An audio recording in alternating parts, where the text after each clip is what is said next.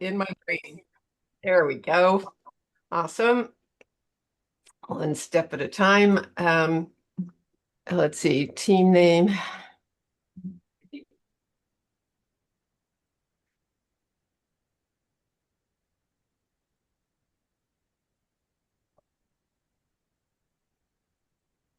Dimitri, can you put safe touch first, please? All right, what else did I want to say here?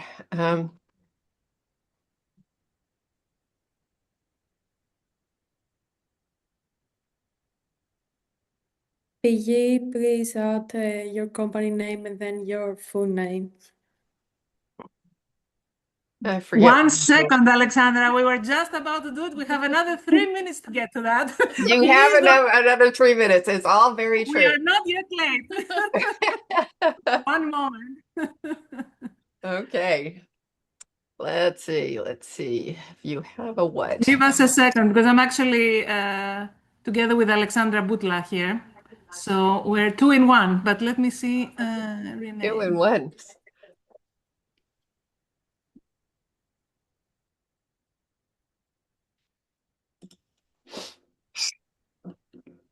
Κάτσε, θα βάλω και τα δύο.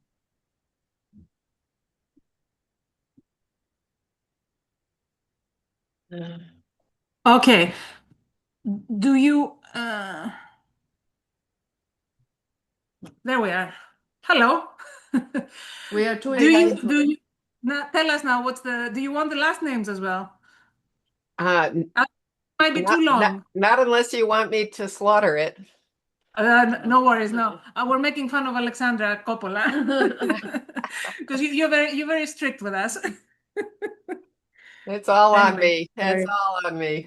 Let's see. Let me go over here. Let me start sharing this.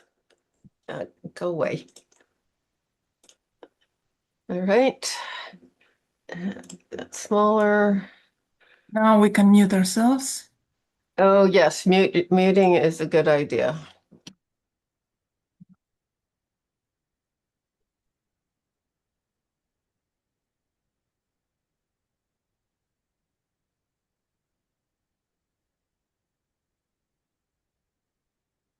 That's what I wanted to do.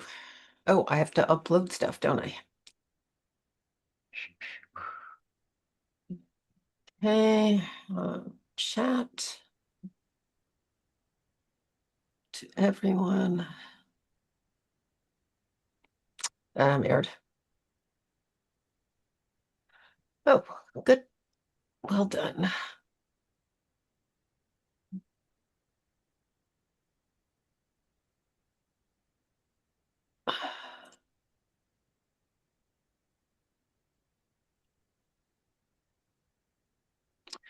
Ten questions. Okay, that's it.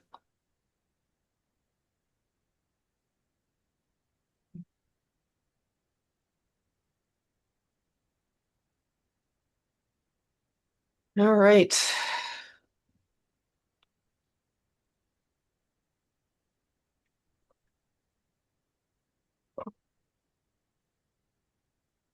Oh,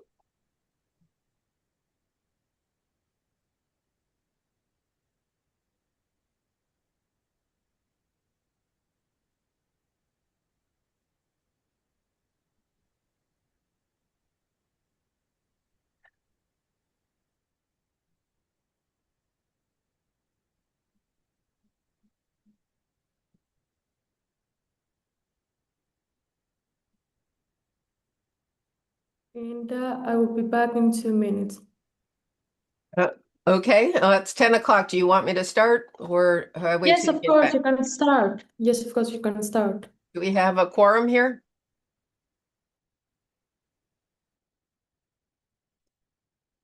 Is everybody here? All right. I don't think so. There Yes, we were are actually only 12 people, so if you don't have problem to wait until All for right. I 5 will minutes instead more. ask, is there anybody here who has an elevator pitch they'd like to try out and get some free coaching ahead of time? Hi, Linda. Hi.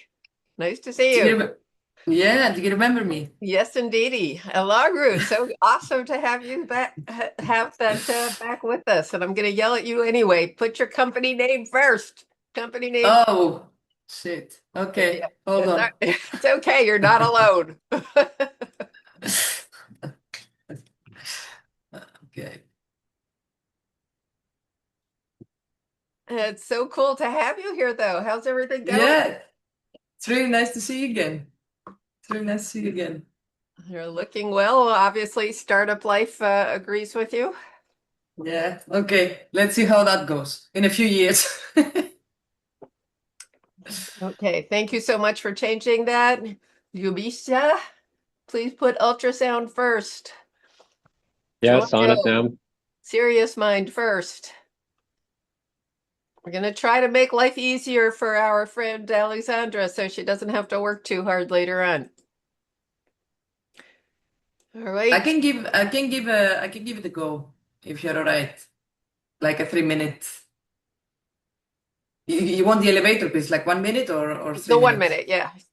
Yeah. 1 minute. Yep. No, I don't have a 1 minute now. Will. I can do 3 minutes. I can do 3 Will. minutes. Let's see. Can everybody see the uploads that I put into chat? You can download. That's today's handouts and today's slides, as well as my 2 favorite tools. We can't see anything. Hello from Serious Mind. You can't see it? Okay. No. About Yeah, the we three, can't see the Nothing's there. Yeah, nothing is there. Yeah. I had a problem with my microphone. About the 1 minute pizza, I think I can try. Okay. Put serious mind first, though. While I upload the documents. I think maybe if you wait until everybody's here, then the last Yeah. people will be able to see it, because if you do it now, then whoever joins after won't. It's true. It's true. I think that's why we don't see it. Okay. All right. We've got about half the people putting company name first, and the other half, let me be more emphatic here, although I haven't figured out a way to make this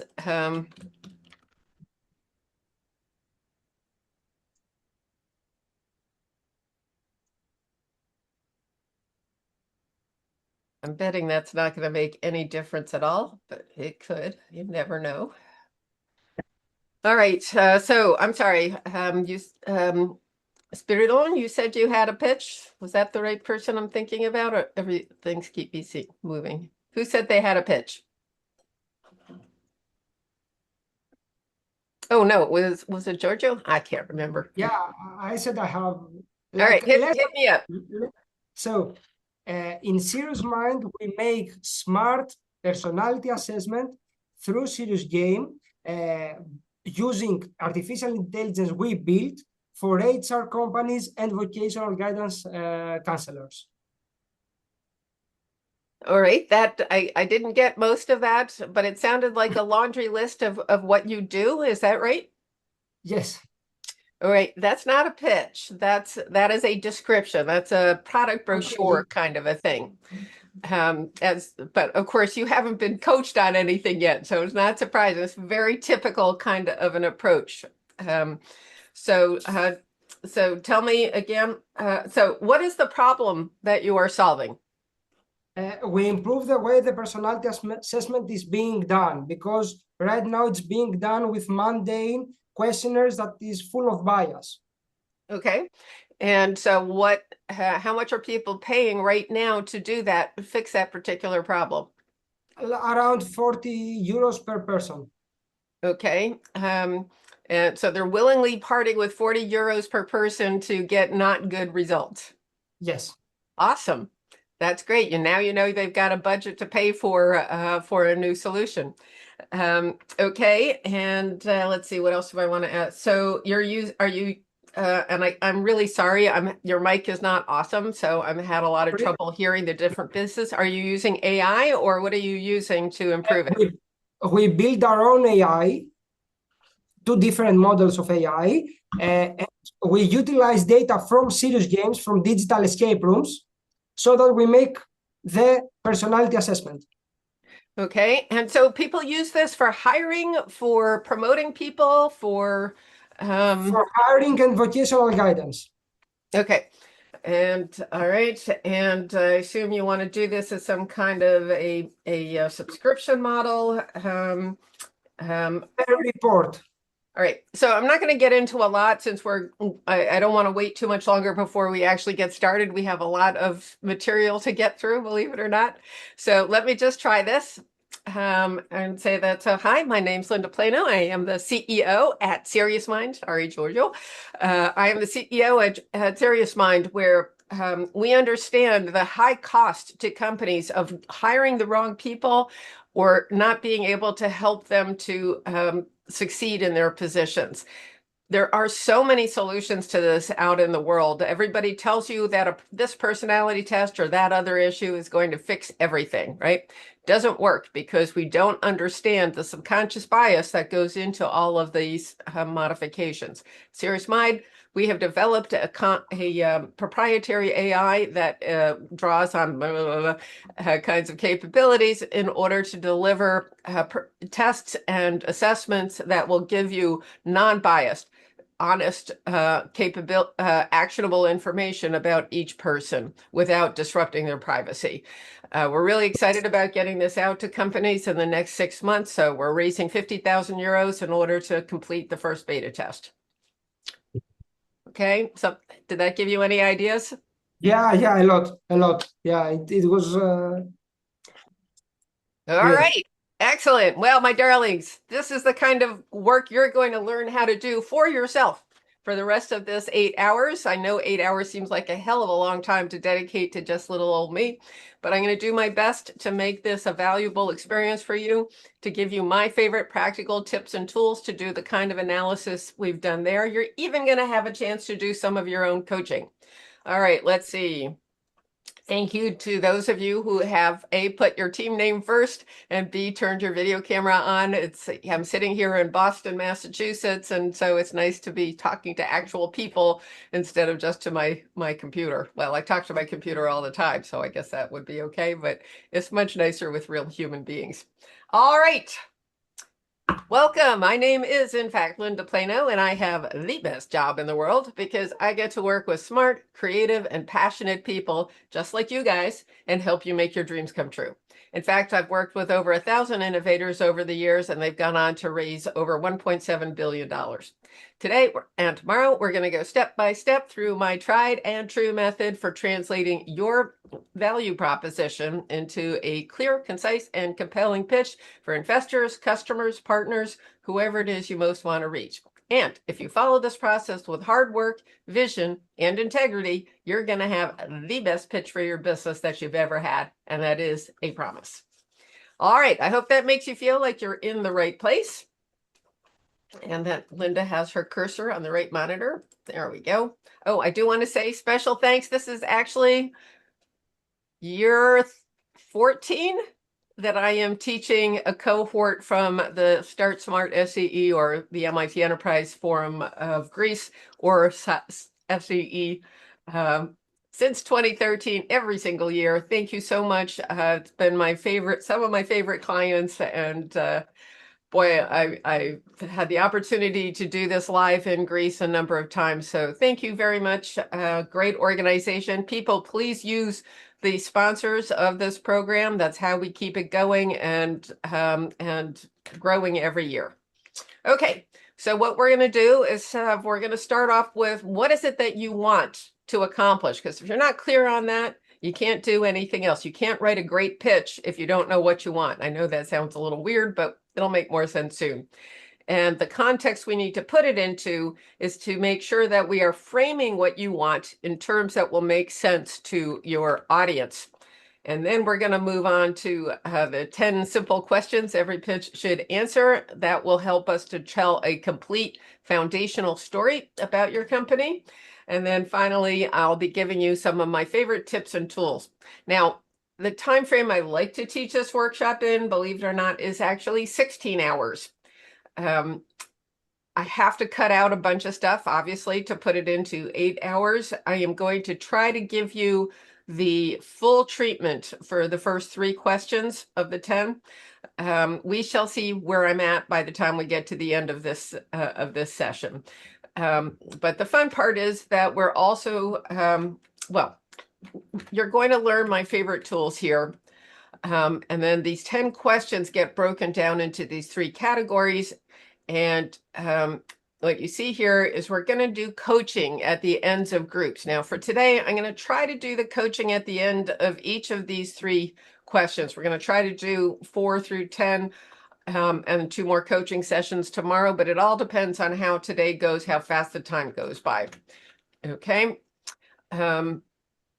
That's me on a good hair day.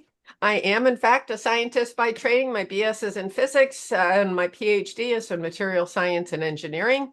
I have been a research scientist to a CEO of startup companies and up to VP for new business development in more established companies. But of course, what I have done professionally since 2005 and as we cannot see your screen. All right, who is talking? Marius, can you please mute yourself? Thank you. No, we cannot see your screen. You can't see my screen. Well, that is annoying. Thank you very much for telling me that. Sorry for interrupting. That was a very good use of having yourself unmuted. My apologies. There we go. Everybody see it now? Yes, Glad I did that at the beginning, but I blew it. Anyway, all right. So, right. Pitch coaching professionally since 2005 and as Plano and Simple since 2010. I'm actually going to be switching to lindaplano.com in the next few weeks and launching a newsletter and so on. So if that sounds interesting, drop me a line. Anyway, so here's the real benefit of having all of this varied background, in addition to it giving me a variety of perspectives, is that I understand pitching in academia, I understand pitching in industry, and I understand pitching for startups. So that has really helped me to come to the realization that life is, in fact, a pitch. Anytime you ask somebody to do something that they weren't planning to do already, you're pitching to them. I mean, even if you're trying to convince your friends you want to try this new weird restaurant down the street, you're pitching to them even then. It's pretty low stakes compared to what you guys are trying to do. But it really does happen almost every day. You are making a pitch. I'm sorry, is that somebody else? Dehan, are you asking me a question? If not, please mute. Thank you. All right, life's a pitch. I want you to make yours amazing. That's because anytime you ask somebody to do something, if you make the ask with passion and integrity and vision, you're more likely to convince people that they want to be part of that big vision. That means they're more likely to give you the resources that you need and want and deserve. And that means you're more likely to attain your vision. And that means you're more likely to get the life that you want. So I want to make both your life and your pitch amazing. Okay. Now, you might be wondering, what the heck can we possibly be doing right now that you couldn't get by getting some free template off the internet someplace, right? There's literally tens of millions you can get with a quick search. You can get an AI to write a pitch for you. Please don't do it that way. I mean, I use Claude every day. Don't get me wrong. I love me some AI, but it's got to have the integrity and the authenticity of being from your voice, right? So that's the problem with templates. I'm sorry, I've been sick for so long, I've kind of lost track of it all. Anyway, templates are useful for getting ideas of some kinds, but they are a way of presenting tactical information or communicating tactically, because what you're doing is you're telling your story somebody else's way. Please fill in these blanks so I know whether to check off that you have everything I have. The problem with that is it's not framing your value proposition the way you want to, doesn't necessarily capture your vision, and it isn't compelling compared to everybody else who is filling in the same bunch of slots, right? What we want to do is not tell your story to your audience somebody else's way, giving them a very generic pitch, but rather we want to pitch strategically, engage the audience in a way that's that separates you from everybody else, and gets them really using their brains instead of just checking off a list, right? I want you to tell your story, but I want you to do it in your way. If you happen to do one-on-one coaching with me, even when I do 1-minute pitch coaching like I just did, I'm here to give you ideas, how I would do it, how I think about it. What I always encourage you to do is to use my tools, use the process, but make it your own. Tune it to your own way of speaking, especially in these days of AI. Authenticity becomes more and more important. I need to believe that you really mean what you say. So you don't use my words. You take the ideas I give you that work for you and you make it your own. That is how you make it not just compelling, but clear, concise, and compelling to the audience of your choice. Okay? Oh, golly, I forgot I left this in here. Oh, well, that's okay. So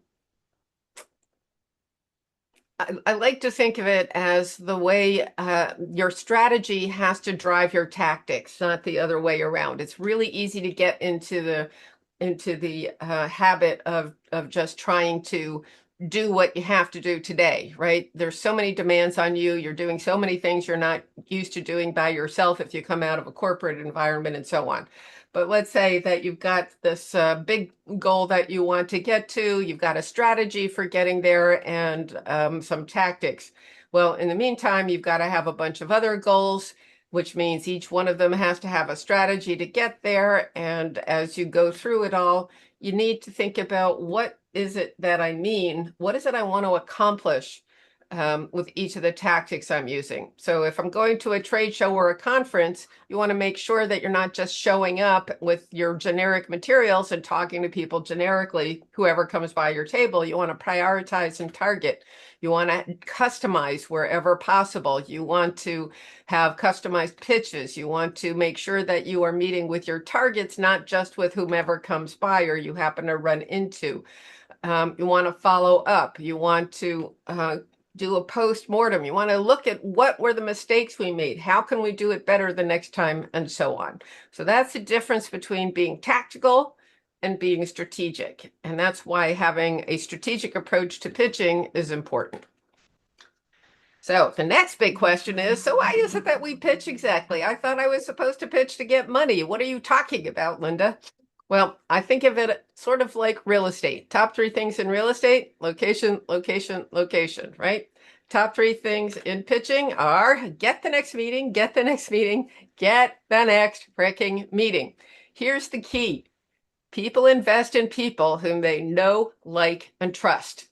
They don't get to know, like, and trust you in a 10-minute investor pitch, let alone in a 1-minute elevator pitch, right? All they can get from that perspective is all they can get from that initial pitch, that initial short pitch, is, do I want to invest more of my most valuable resource, my time, in listening to them pitch again? Or to have that next follow-up meeting and start asking some more in-depth questions. Remember, everybody gets pitched every single day, often multiple times a day, usually from the moment you turn on the computer in the morning till you go to bed at night. You're hearing some kind of a pitch. It's exhausting. The only way to survive this environment is to select just those pitches that are meaningful to you, that have a chance of delivering value to you. It's sort of like going on a first date with somebody really hot. That's why the rose is there. So somebody really, really hot you think you want to have a relationship with. So you never lie, never mislead. That authenticity is absolutely key. On the other hand, you don't need to tell them the entire truth. Like, for instance, I still live with my mom and she's awesome. You're going to love her. We're going to live with her forever. It's going to be great, right? And on the other side of things, you're not going to say, oh, by the way, I expect to inherit €250 million in a few years, so stick with me and you'll be rich, right? That is your private, intimate information. They don't get to know that until you know, like, and trust them. And I emphasize that point because especially when you are just starting a company and cash is really short, it can be very, very tempting to say, oh, I really want to I need this money. I don't care what they kick their dog. Cool. You know, they need me to hold the dog for them. I'll do it. You'll find yourself doing all kinds of crazy things. I had I knew one startup where the main investor came in and said, you know, I need to be CEO. And or else I'm taking my $1 million back. And this was back in the 80s when $1 million was a lot of money. He said, yeah, I'm going to take my money back. You know what they said? They didn't say, you don't know anything about rocket technology. No. Instead, they said, Mr. President, welcome. So I forgot to put my mic down here. Hold on. So make sure that they are the people you want to be getting into bed with. All right, moving on. So here's what you have to know about how people make decisions. You got to understand the lizard brain. This is wildly oversimplified compared to the reality, but it's enough of it that we can have clarity on how decision making happens as just with this simplistic model. So the very earliest brains were just there to either keep you from getting eaten by a saber-toothed tiger or to reproduce, right? Hey, baby. Let's pass on our genes and get humanity started here. As brains grew more sophisticated, we got more dimensions to our way of reacting to new data. And now we've got this complete amazing spectrum of capabilities of being able to be rational and logical. I mean, just look at the United States and the headlines we produce every single freaking day. Obviously, we are very logical and rational, correct? Yeah. Okay. So the reason that that doesn't happen, that we make emotional decisions and then justify them, is because of the way our brains work. We still have all three of these functions, many more, of course, but these three basic functions are still happening with every decision. That reptilian brain, that's the one that snatches you back out of traffic when a car you didn't notice comes barreling at you, right? You have to have that instant emotional reaction to whatever's going on, or you would not survive, right? It takes only 0.7 seconds to get to rational, logical thought. That is 20 times longer than the reptilian reaction. And here's the other, it would still be okay if this was purely logical. But in fact, in order to protect us, the way our brain, our thinking, our decision-making evolved was to reinforce whatever it was that the reptilian decision was, right? Because you have to trust that lizard brain or you won't get out of the way of the oncoming traffic. So every step along the way, it's reinforcing the negative aspect. The good news is that we can reinforce the positive decision as well. So our job in doing a pitch, oops, hey, oh, I didn't update that. Oh, well. Our job in reinforcing the pitch is to enhance the green, the good things, make sure that we're doing everything we can to get them thinking positively and everything we can to keep them from the scary stuff, okay? So what this means is I don't want you to worry about pitching perfectly. I call my methodology perfect pitch, but it's not about pitching perfectly. It is about tuning your words for the ears of your audience. In other words, it's more like music than like perfection, okay? And what I mean by that is investors are basically very simple creatures. They make up their minds based on just two things, fear and greed. Now, if I'm going to be fair, we all make up our minds this way. It's just a matter of what we're fearful of and greedy for. For instance, you could be very fearful that I am going to waste 8 hours of your life boring the snot out of you. And you can, I hope, be very greedy that you're going to come out of this with some awesome tools that are going to help you be a much more impactful pitcher, right? Doesn't have to be about money. The first order when you're pitching in business, money is always going to be a part of it. So please keep that in mind. Anyway, in a pitch, you don't have time to teach anyone anything. All you can do is get them so excited about what you're doing that they can't wait to learn more. So everything you say should either reduce fear or increase greed, or preferably both, or it doesn't belong in your pitch. Okay. This is the core piece of information from this course. If you learn nothing else, make sure you just write this down and put a Post-it note on your computer or whatever it is you need to do. Oh God, does anybody else use one? You all on apps? Anyway, which fear and greed that you are worrying about depends entirely on which audience you're talking about. We're going to be using a fake company I invented called Mama's Picada as the example today. We make we satisfy the needs of hungry people who can afford microwavable dinners on the regular, and they want something that's fresh tasting and healthy. When we pitch to investors, we pitch to them greed about scalability and return on investment. When we're pitching to a partner, we want to give them the barrier from fear to say that you can license our patented technology. For a distributor, we are telling them that this is a novel technology that they can put into their sales channels to broaden their sales channel. And for a customer, we're giving them the benefit of a tasty, healthy, and convenient dinner. The customer doesn't care whether they're going to get a big financial return on investment. Why would they? The investors don't really care about whether the dinner is tasty and healthy, except that they want to make sure that somebody's going to want it, right? So the story is the same. You need to think about all of these audiences. What are the aspects of your value proposition that address these things? But when you pitch to one of these different audiences, you want to make sure that you're thinking about, is every word I'm saying doing something to make this particular audience excited? And this is true also when you're on stage in front of a big audience. Let's say there's 1,000 people in the audience, and there are 3 pharma innovation execs, people who invest in startups and pharma, and you have a molecule.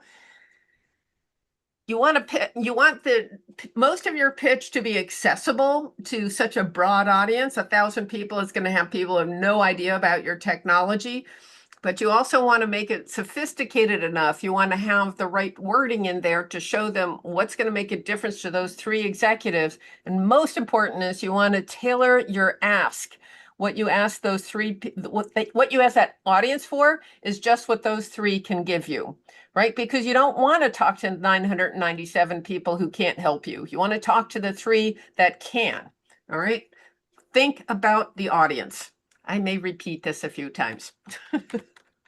Okay, so our first level of audiences is the investor type class, right? If you're a startup, which I think you all are, you're talking about angels, maybe venture capitalists who are all looking for a fast and exponentially kind of return on investment in 3 to 5 years or whatever their investment priorities are. Later on, you may go to private equity. They still want a big financial return on investment, but they usually are a little bit more patient, but want a lot more. I wish for each of you the opportunity to pitch to the general public, because that's what an IPO is. And yes, they are all looking for that big win. So that's pretty much financial. You may have funding agencies that you want to pitch to, by which I mean you write proposals in response to an RFP, a request for proposal. In this case, you can't be thinking about what is the grant manager's financial return on investment, because that's called a bribe and is not a good idea, right? They're not allowed to get rich from investing in you. So you have to understand, what is it that the foundation is trying to accomplish? What do you need to deliver? Do they care most about investing in a particular demographic, geography, market, technology?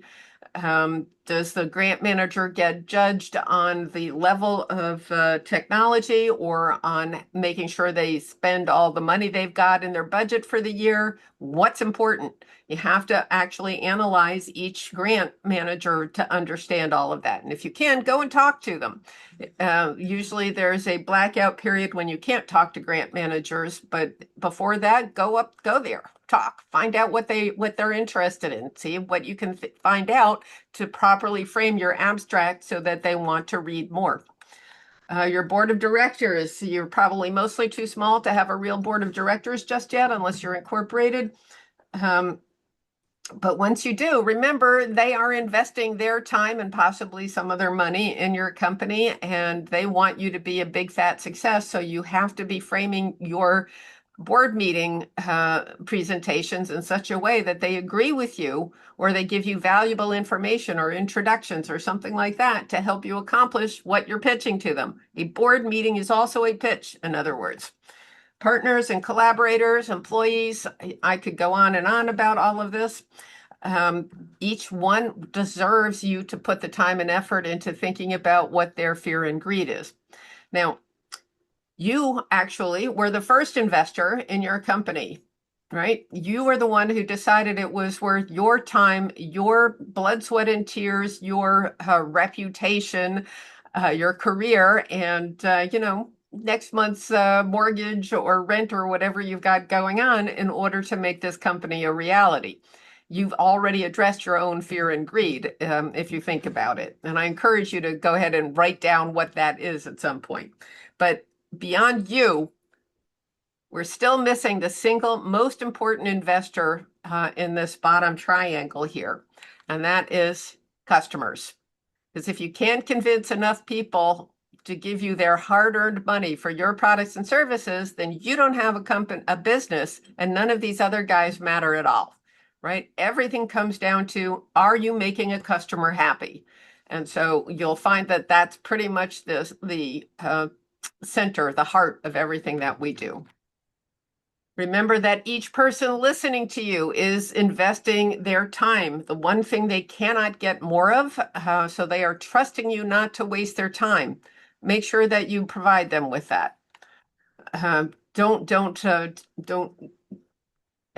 honor their trust, which means you should, as much as possible, tune your pitch for each particular audience. Go to a networking event and you don't really know somebody and you just start talking with them, they ask for your 1-minute pitch, take a moment, ask them what they do. If they're an investor, what interests them. Get to know a little bit, whatever you can without dragging it out for too long, so that you can then think about your 1-minute elevator pitch and tailor it so it's going to be the most interesting possible for that particular person. Tune your pitch. The more you tune it, the more you know what their fear and greed is, the better job you're going to do in communicating your value prop and making a success out of it. Okay.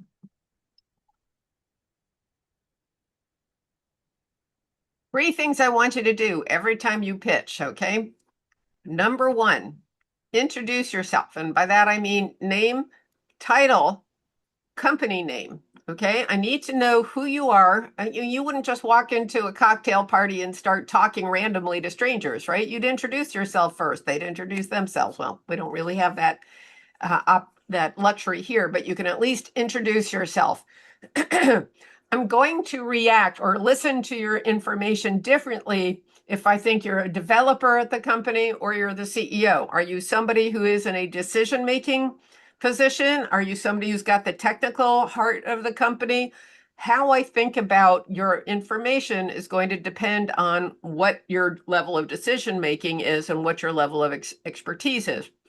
Provide a title. Okay.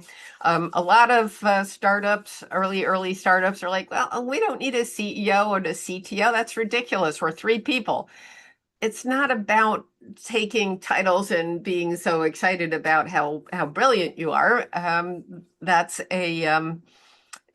I mean, for every position that you can have, there is as much responsibility as authority that comes with it. Being CEO is the glamour title, but it's the worst job.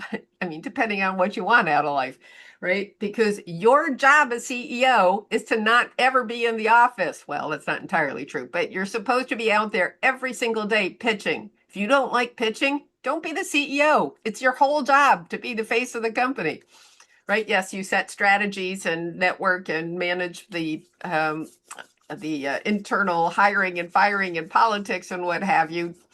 But your real job is to pitch all the time, to bring the money in from customers and investors and partners. Okay. Saying you're CEO is not about saying I'm the big shot. It's about saying I'm the one who has to make the hard decisions before we have enough information to make the right ones, right? It all comes down on me. Saying you're the CTO is the one who says, I'm the one who makes the hard decisions about the technology direction, right? Or I'm the one who sends up the information to the CEO who gets the final word, whatever. What you're trying to do is to provide to the audience some context for listening to what you're saying. Okay, so introduce yourself, name, title, and name of the company. Make sure that you enunciate it. You're so used to saying your company name, even if it's something kind of weird and spelled in an odd way or whatever. Remember, your audience isn't that familiar with it. So make sure you say it clearly. And then finally, you can throw in a few words, not a whole sentence, certainly not a paragraph, a few words about what the mission of the company is. That's the best kind of an introduction. 30 seconds at the most. At the end, make an ask for the love of God. If you don't tell your audience what you need, they can't tell you if they've got it or if they might be interested in giving it to you. Far too many people do their pitch and then end it and just look expectantly at the audience, waiting for a compliment of, oh, that sounds really exciting. Here's money, right? It doesn't work that way. If you get to the end of a pitch and you don't ask her what you need and look expectantly, they'll say something like, oh, that's awesome. Congratulations. Give us a call when you have a customer. Let me go and talk. I have this other guy over here I need to talk to. Okay. And it's far more likely to happen than to get the information you actually need. So what you need to do is to ask them for what you need from this particular person, right? If it's an investor, you're looking for a certain amount of money to raise in order to accomplish something. If it's a partner, you're looking for an opportunity to come in and talk to their team in order to develop a project together. Maybe to a customer, you want to close a sale. You want to give them a demo. You want to do something like that. Ask them for what you need and what they can deliver. And now you get data, which is the most important reason to do a freaking pitch. So when you make that ask, maybe it goes perfectly and they say, yes, let's get together next week. Awesome. Congratulations. Maybe they say no and hurt your feelings a little bit, but at least you know not to go after them. If you can, I would encourage you to undefensively and nicely ask them what it was they found missing from your pitch. Was it just a bad match with what they're doing? Was there something missing?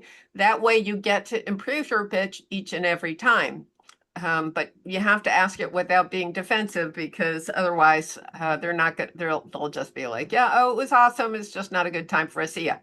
Right. And finally, they might say, well, it sounds really interesting. I have a few questions, but mostly, we just opened this fund and we're really in the data gathering stage. We're not really ready to have full pitches. We won't be making decisions for another couple of years.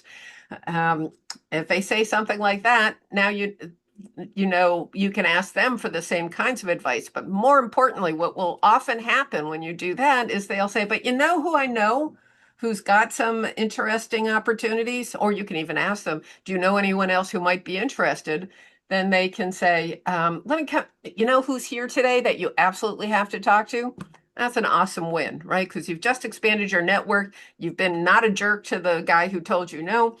And you've now gotten introduced to somebody new who is a hot prospect. Okay, so make an ask. Don't be scared. Just do it. And the more you do it, the more used to it you get, the less hard it is. All right, in between these two bookends, everything else you say, I don't care whether you have the 1 minute of an elevator pitch or the 10 minutes of your full pitch, tell me why I should care, not why you care. I don't care why you care. I care why I care. I care about my fear and greed, right? So you've got to be focused on why I should care about what you're doing. This is where the whole fear and greed thing really comes in, right? And because I'm a scientist and I like systems, I have it broken down a little further. Captivate. Here's where we talk about the magnitude of the opportunity, the challenges that are in the marketplace, the problem nobody is solving right now, and our innovative solution to it, why it's innovative and exciting, and how we differentiate from the competition. Then we move on to validating these big claims, because why should I believe you? Well, because maybe you've got patents or other barriers to entry. You've got experience. You've got successes underneath your belt. You've got a scalable business model that's been done in the industry already, so that you know it's a firm one and you understand who the players are in it. And then finally, you want to motivate people to move forward. And that is all about your financial projections out into the future, your team, and your what you're going to do and what kind of resources you need in order to accomplish it, because that's where you get to make your ask. And so if you found my opening pitch interesting or engaging, I hope engaging, here's why. Hi, my name is Linda Plano, and I have the best job in the world because I get to work with smart, passionate, and visionary people and help you make your dreams come true. In fact, I've worked with over 1,000 innovators over the years, and they've gone on to raise over $1.7 billion. Today and tomorrow, we're going to go step by step through my tried and true system for translating your value proposition into a compelling, clear, concise, and compelling pitch for investors, customers, partners, whoever it is you most want to reach. And if you follow this process with hard work, vision, and integrity, you're going to have the best pitch for your business that you've ever had. And that is a promise. Okay, so I'm not asking for your money, just your time, your most valuable resource. Like I said, that's the structure that I use. I use this when I write proposals, when I write pitches, when I write anything, because it works. Okay. All right. So this is a step back to what I said before about making sure you're clear on what you want. And I really encourage you actually every year to go and take a real look at, are you doing the things that help you to achieve the life that you want? Are you looking for family and work balance? Probably a startup, not the best way to go about that. Do I want to be independently wealthy? Well, startup might get you there. There's probably safer ways of getting there, not as exciting. You want to change the world? Well, you got nothing better than a startup. But, it can be some combination of these. Exactly what matters to you, only you can know. And I really encourage you to be just really honest with yourself about this. And, I would sit down with your whole team and talk about these things here, just so that you've got clarity and you understand each other and what your motivations are, what your values are. So once you're clear on your values, you got to know your vision, what you expect to have come out of this startup and how it fits with your values. And that is something that is even more important to be clear with your teammates with, right? Because until you write things down, and I'm not saying legal documents or anything, just to put it on a whiteboard or a piece of paper or whatever, because it's very easy to get to think that you're being clear when you're talking, but people hear it differently and they remember it differently. Write it down. And that way you will find that a lot more complications and disconnects than you might have anticipated. All right, so once you've got that, so that's your kind of stable platform, your values and your vision.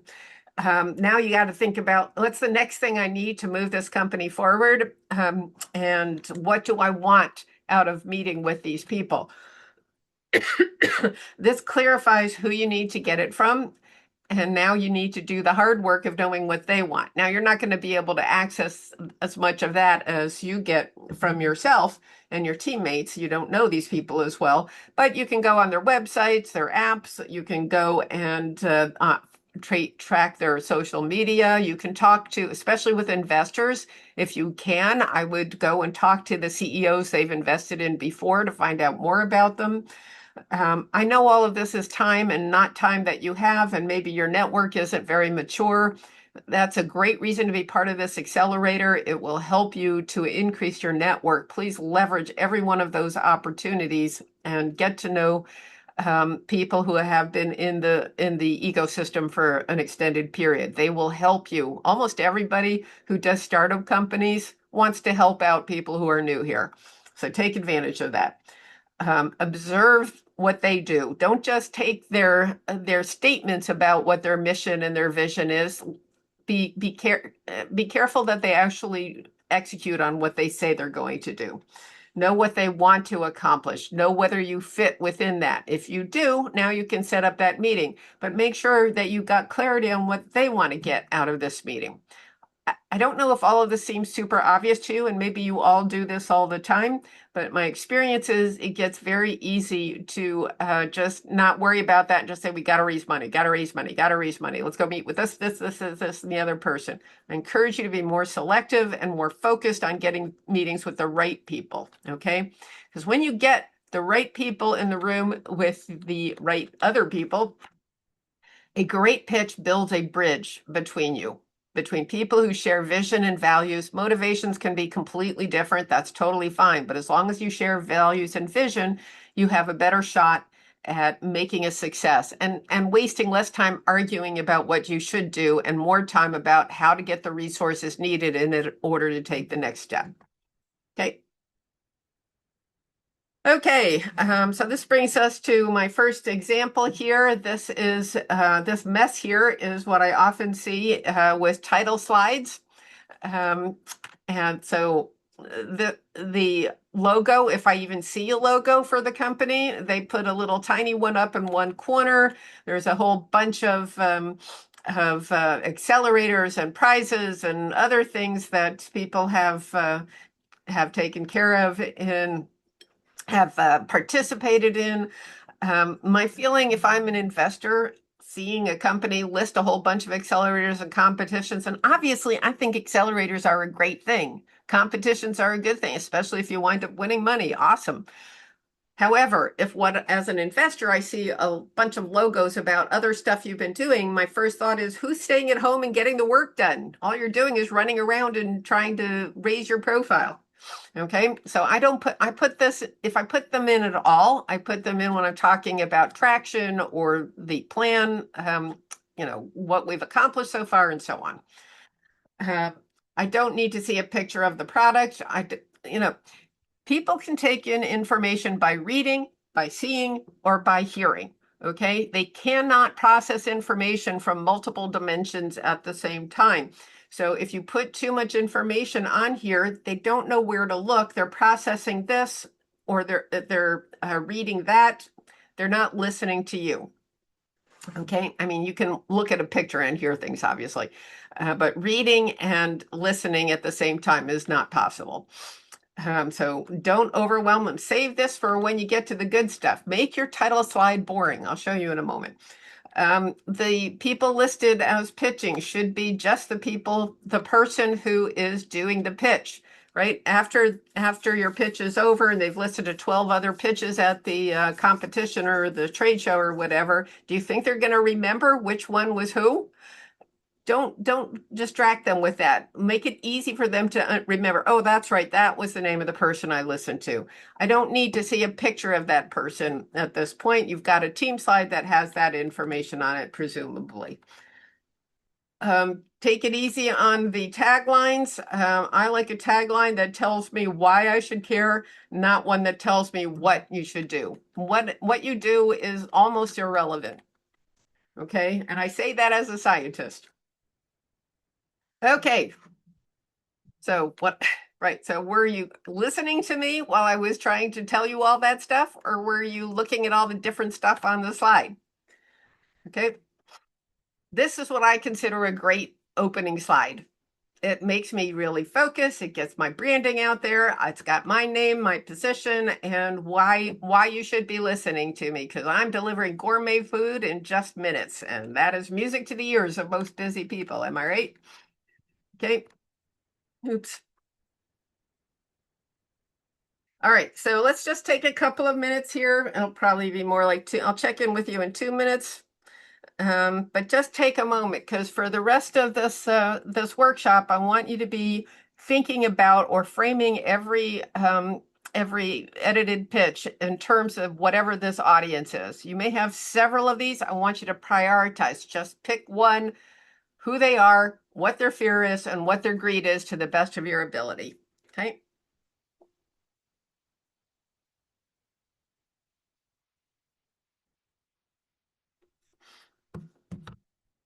Hmm.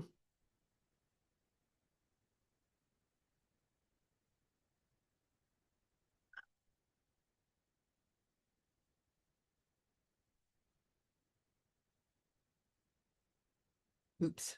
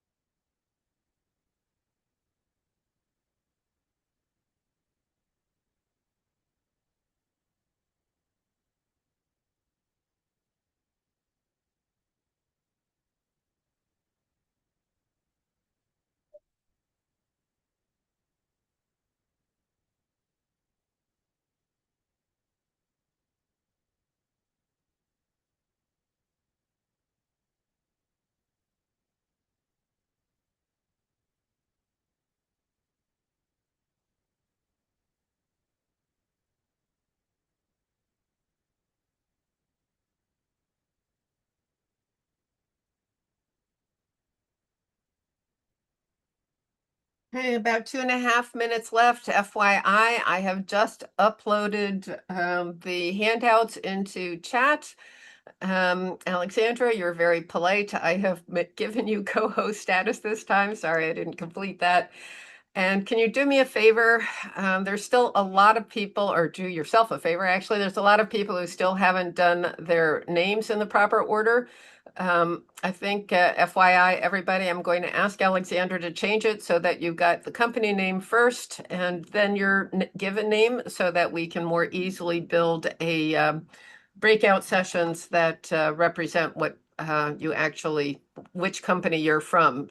So we make sure that we don't have the same people from the same company in the same breakout. There we go. Okay, thank you. All right, anybody need more time? Okay, let's rock and roll. Everybody having fun? Woohoo! Okay, moving on. My favorite part, the 10 questions. Took me a long time to figure these things out, so I hope you enjoy them. Here's the issue. Here is why writing pitches is such hard work. It's because you have so much stuff going on, right? You have, I've broken it down into just 10 segments, but of course, every one of them has lots of subsegments and so on. So this, as complicated as this is just a fraction of what else we have going on. And not only that, but they're interdependent. One thing changes and it affects three others. And there's internal influences, like maybe an experiment that didn't work out or a personnel change that happens. There's external influences in the marketplace and so on. So it's constant issues shifting around and changing. And that leads to a couple of common mistakes. One is you've been working so hard on this, you're really proud of it, and you want people to appreciate the so you want to tell people about all the different aspects of it, right? And so you want to get into the details. A little bit ego driven, but understandable. The other is that you think people won't get the value of what you're doing if they don't understand the details, which is very understandable, but still you cannot expect people to digest that level of detail. What works in a startup is a clear, concise, simple, linear pitch, something that hits on each of the issues just once in a way that tells a story that's easy for the audience to follow. Okay, this is crucial to the success of your pitch. So what we have to do is to figure out how to take this mess and turn it into this nice, simple story. One nice thing about it, at least the way I have this ordered here, for most companies, all right, not every company, some of these will need to be changed in order, but generally speaking, this shows you how to start by capturing the imagination of your audience, moving on to validate or prove that you have what you claim to have, and then motivate them to take the action that you want. It's not that exact and precise, of course. These are more frameworks to be thinking about and to figure out how to leverage it to help you out. Okay, don't use a framework to force something that isn't right for you, but rather use it to help support the way you tell your story. Okay, so since I have done this for so long and for so many different companies and every conceivable technology and situation, I came up with these 10 very simple questions. We start off with, who cares? There is no more important question to answer, all right? What you do is question number 2, and it is so number 2. Question 1 is the only one that matters for most audiences, okay? And that's about extracting the market pain. Is there enough of a pain for enough people? Can you build a business case that supports the reason for existence of your company? Question 2 is, what is it you do in language I can understand? And this shows how you're going to impact this business case, why your innovative solution is the one that can change things. 3, why will you win? This is how you differentiate yourself, how you define your competitive edge against all of the existing and emerging players. 4, how are you going to stay ahead over time? This is your intellectual property and other barriers to entry like partnerships and so on. It's how you defend your competitive edge over time. 5, does it work? This is about your ability to actually deliver on the promise of the edge you've been talking about. Can you actually do it? Do you have at least a proof of concept? Question 6, how will you make money with this? In other words, it's not just about doing it once at home and being proud of it, but rather scaling it so that it makes a difference in the economy, whether it's in your town, your country, your region, across the whole world, whatever it is that your vision captures. How are you going to scale to reach outside of your immediate circle? 7, how much are you going to make with this brilliant model? I actually think of this one more like telling the whole story that you've just told and answering the first 6 questions. Put it into numbers. Tell the same story in numbers, because that's the language of business. And it's how you quantify the impact you're going to have on that business case. 8, why you? This is how we enable the impact you want to have. You've got the right people to make things happen who are dedicated and passionate to making it happen. 9, what will you do? This is your development plan, or this is how you extract the plan that you've got for the future. And really it is, how are you going to succeed at getting to the vision that you have? And how much is it going to cost is question number 10. That's the budget you need or whatever other resources you need to ask for in order to make that success happen. Okay, and what I want you to really take from this is not that this is a fill in the blank of these 10 different things, but rather this is an integrated whole. These are all interdependent aspects of the same thing. Your value proposition needs to be consistent in how you answer each of the 10 questions. Okay, now they're pretty simple. That's to make them easier to remember. But that also means you have to be a little bit careful. So when you go pitch to a partner or a customer, you're not going to go to question 7. Hey, look how much money I'm going to make off of you. How much will I make? Look, I'm going to get 90% margins on you. Ha, isn't that funny? I'm going to get so rich off of you. It's not a compelling pitch. If instead you can say, look, this is how much we expect you're going to be able to make, or you're going to be able to enter XYZ new market areas, or add new products, or lower your production costs. whatever it is that you're bringing for them so they can get excited about the numbers for them and be less focused on the fact that you're going to make a lot of money. They'll still try to talk you down, but there's no point in upsetting them first, right? So be careful in using the 10 questions. Make sure you're adapting them to the particular audience. Okay, so the cool thing about having solid answers for all 10 questions is that you can write a 1-minute pitch in answer to each question, right? You can have lots of data, lots of information, different ways of presenting it for different audiences, and have a whole big context of answers for each question. But what you want to do is to write a 1-minute pitch for in answer to each one of them, okay? And that will then allow you to string them together and then process them into a story, right? You don't want to have 10 separate pitches. You want 10 integrated pitches to make a single 10-minute full pitch covering your entire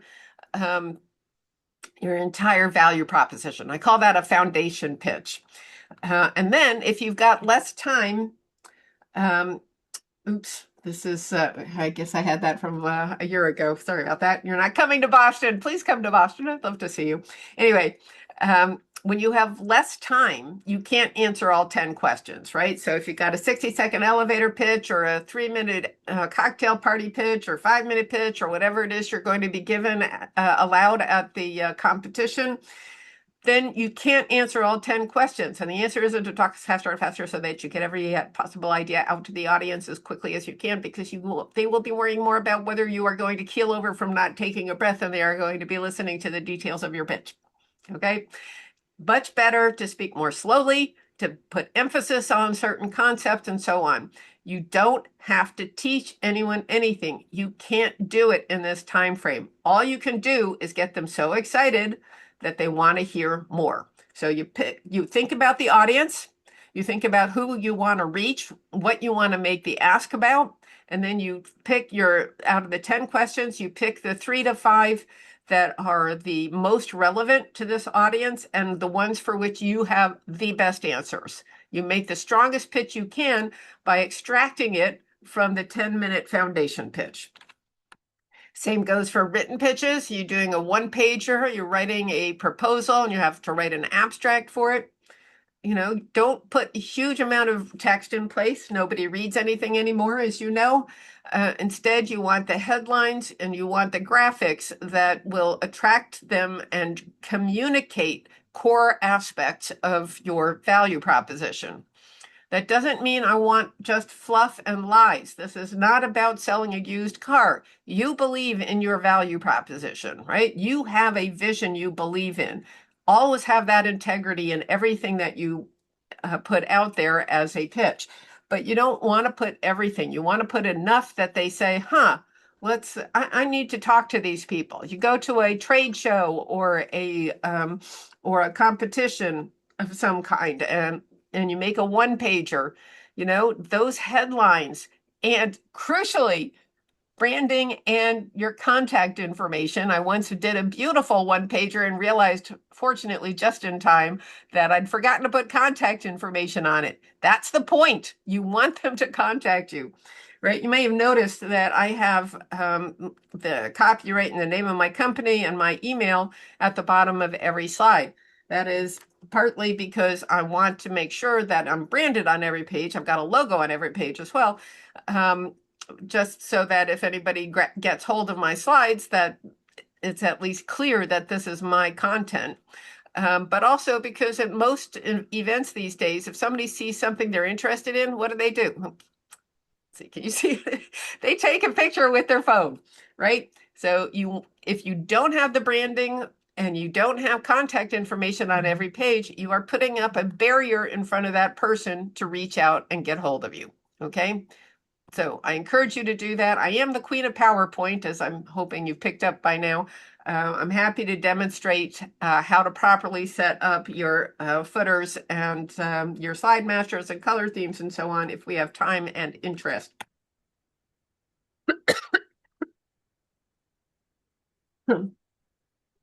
Okay, And the last group I think of as the digital pitches, which is your website or your app, social media, emails, and please videos. I'll talk more about videos on question number 5, but most of the videos I see are really not helpful. They have long intros and outros. They've got they're recording a screen where the fonts are all in a small gray font that's hard to read. I don't know where to look. Make it easy for people to follow you. I'll talk more about that on question 5. Okay, if you've got less than 10 minutes, so I'm just going to kind of reiterate here that if you've got less time, you answer fewer questions, right? So one way to do it would be to keep everything in backup that you don't have time to address, but you know they're going to ask you questions, so you have that handy. You can also take advantage of just a few words to make sure you get the idea across that you've thought about it, right? It's not just our solution, it's our patented solution. It's not just a development plan, but here's how that impacts our business model. Or on the budget, our financial projections can get worked into that combination. You'll see that in questions 9 and 10 tomorrow. Okay. All right. And again, it's not a template, it is a framework. So let's say that you are generating 100 million euros in profit every year. I'm sure you're very close to that, right? But once you are at the point of generating a lot of revenue, or you've had a big success in a drug trial, or you've launched your AI server farm using some kind of clean energy or whatever it is, you've got that working. That may be the most exciting thing that you want to use, and you start there. And I'd be very careful. I almost never start a pitch, even for I've coached people who are raising $40 million. I still start with why. Because if you don't have that context of why, chances are you're going to lose somebody in the audience. But if you don't have the time and it's not as important as the proof of concept or your financials or your business model, whatever, that's what you lead with. Yeah, and for the solution, if you're talking to a really knowledgeable audience and you've talked about the proof of concept, you can possibly skip the actual solution and competitive advantage if they really already understand that. But usually I would only do that for like a follow-up, and chances are somebody's going to ask you questions about it. So I give this as an example. It's one that makes me nervous, but it is possible, okay? Okay. So for the rest of today, we're going to be going, or the rest of these 2 days, actually, we're going to be going through the 10 questions. I'm going to give you some business context for each one. We're going to talk about fear and greed from the perspective of an investor audience and a customer or partner audience. I'm going to give you my favorite do's and don'ts, the best practices for thinking about how to get answers to the questions. Tips and tools. These are my hacks for translating your concepts into slides, and I'm going to use Mama's Picada for that for the examples on that. And at the end of each major section, we're going to connect the answers. We're going to show the interdependence of the 10 questions. Okay. Periodically, we'll stop to take 5 minutes to rewrite your 1-minute elevator pitch. If you haven't written it before, that's okay. I take it anybody with anything, as I'm here to help. Don't be embarrassed, don't be concerned about it. Okay. And then introduce yourself, tell us why we should care in the context of the question we're working on right then, and don't forget to make an ask. We want to get coaching. I keep forgetting to take that one out there. Just ignore that last one. But what I want is I'll give you 5 minutes to rewrite it, then I'll take a volunteer. And we're also going to do a breakout session, which is why I've been nagging you about putting the company first. You're going to be broken out into breakout rooms with 2 people in each. One of you will pitch. So you have to right away, as soon as you get in the breakout room, decide who's pitching and who's coaching. Get about 60 seconds to pitch. You get about 90 seconds to coach. Okay. So I insist on that because coaching is the best way to get good at pitching. It'll make you aware of things that you will never notice just by refining your own pitch. So a very important skill to develop. Okay, oops, what's going on here? Oh my God, I thought I did such a good job on this last night, but apparently I have repeated myself. Okay, all right, here we are, my darlings. Is everybody okay? It's been an hour. Okay, so it's going to take me about another hour to get through question number one. This is the most intensive one usually, and we'll do a coaching break. We're going to combine a break with some time to rewrite your 1 minute elevator pitch at the end of this. So that's when you can expect having a break. Okay. I'm sorry. Somebody. Anastasia? Are you asking a question? I can't understand you. Okay. All right. All right. Question number one, my favorite question. Who cares? This is all about building your case. Now, this picture is kind of a joke because when you go to, excuse me? Yes? Nicola, you have a question?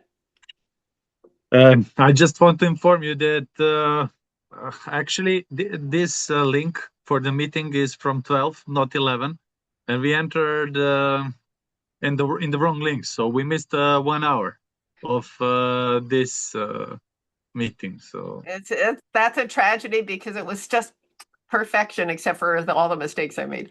Not a problem. I'm recording the session and I will be making that available. So thanks for coming in. thank Sorry you. about the miscommunication. I'm sure that Thank you very much. not a problem. Not a problem at all. Thank you for being here. Thank you very much. Thank you. Zika.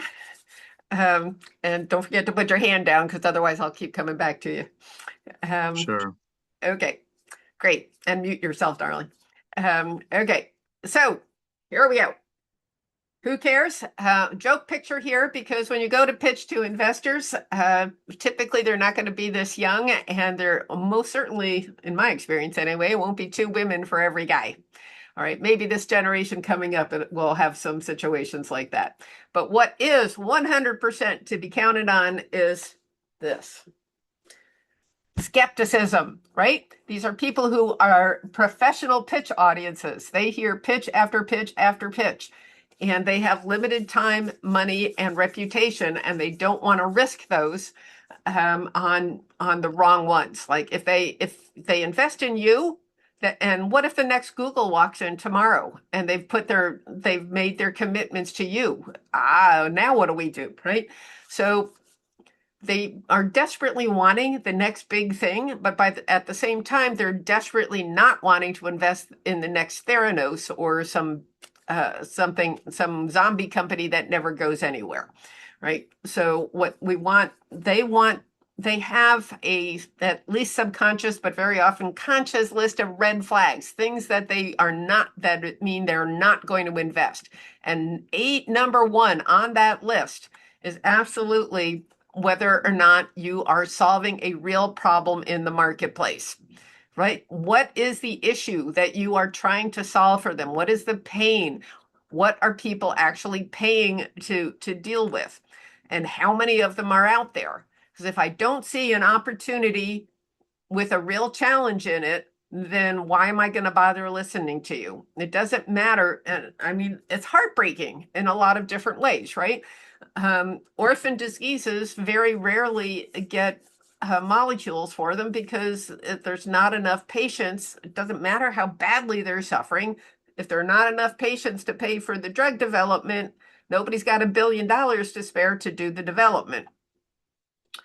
So I mean, that is the drawback to capitalism. There are a lot of good things about capitalism, but there's a lot of things that make it difficult. But that is the system that we're operating in here. And so it's crucial that you are able to communicate not just that there is a societal problem, unless you're pitching to a purely social investor, which there are some of, right? You can go to Bill Gates's fund, and that doesn't, you have options for that, but you've got to be careful in how you frame it in that case.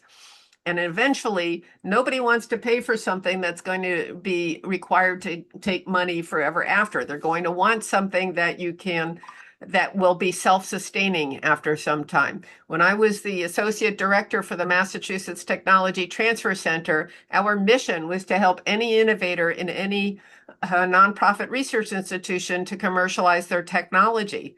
That is a great mission. Right? It is something that was desperately needed. We could transform how academics talked about their innovations for grants and for spin outs and startup companies and investors and what have you. We were training them how to do that. But even though we were a pseudo government organization, we were expected to find our own sources of revenue to keep it going because nobody wants to keep paying for the same thing over time. They want you to figure out that you're valuable enough to be self-sustaining. Okay, I don't know quite why I'm beating so hard on this particular issue. I just really want you guys to succeed. That's the most important thing. This matters. Why you're doing what you're doing matters more than anything else.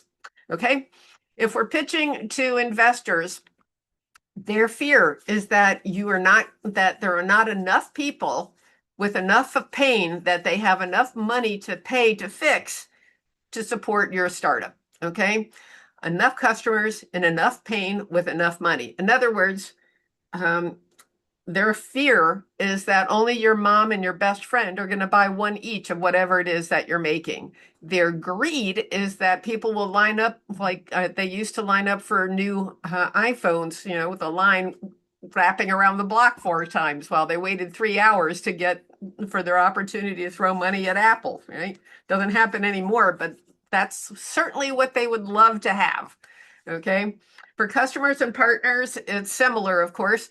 But the fear is that you're telling me something that I need something desperately. You're solving a pain for me, and it's not going to work. It's just you're solving a problem I don't actually have. And on the greed side of things is, oh my God, somebody finally recognizes what the real issue is here. Thank you. I'm so glad to hear. Tell me what your solution is. I'm ready. The best and really the only way to get your facts straight for this particular issue is to interview users and customers, right? Especially customers, the people who actually pay you the money for what you are making. And the mistake I most often see people make here is that they say that, look at this beautiful new product that I've made. Isn't it beautiful? Look at that line, thin, fine lines, the black ink. I'm not even sure if it's coming through on the, there we go. It's a thing of beauty, isn't it? Wouldn't you love to buy some of these? And the reaction might be, is it cheap enough so I can just buy 2 and get you out of my office? The reaction might be, yeah, that's nice, maybe. Even if they're not really that interested, they might just say, something like that, or they might just say, no, what are you talking about? Get out of here. They're not here. You're not there to sell them something when you're doing a customer interview. Instead, you are there to find out what their problems are. You are there to give them the luxury of complaining to you for as long as humanly possible. So take your baby. Actually, what goes wrong usually is the worst kind of wrong is when they say, yeah, that's beautiful. But we really need it to be in a different color, and we need it to be erasable, not just ink. So can you fix that? And then we'll buy some. You go away. It takes you 6 months of hard work and effort, and you come back and you say, "Ta-da! Look at that! Isn't it beautiful? It's got something called a pencil in it. You can erase it, and it's yellow, just like you asked for. Are you ready to buy it now?" And they'll look at it and go, "No, actually, what we need it in is red." Right? This is what happens when you're talking to people where you have not really identified what the actual problem is, and they're being nice and telling you what you want to hear. My first startup, this happened with a very technical product, and we made the mistake of only interviewing the engineers. they gave us a very specific set of specs. It took us 6 months. We came back and they said, you know, now that we think about it, we needed to be even more demanding. And we're like, now that you think about it, we just killed ourselves for 6 months. Our lead engineer broke out in a rash from the stress he was under trying to, now that you think about it, yeah, because there was no stakes for them. And finally, a year and a half later, we got the full working product and we went back to them and they'd gone with a cheaper, not as good, but a much cheaper alternative. Don't do that to yourselves. Make sure you know who is making the buying decisions. Make sure you interview them. Make sure you understand what problem they think they're solving. Take your baby, stick them in your back pocket, and don't mention them if you possibly can. It's not easy to do. It's a real skill to do this, but instead ask them what their problems are in the area where you want to have an impact. Try to ask open-ended questions. Get them to talk about it as much as they can.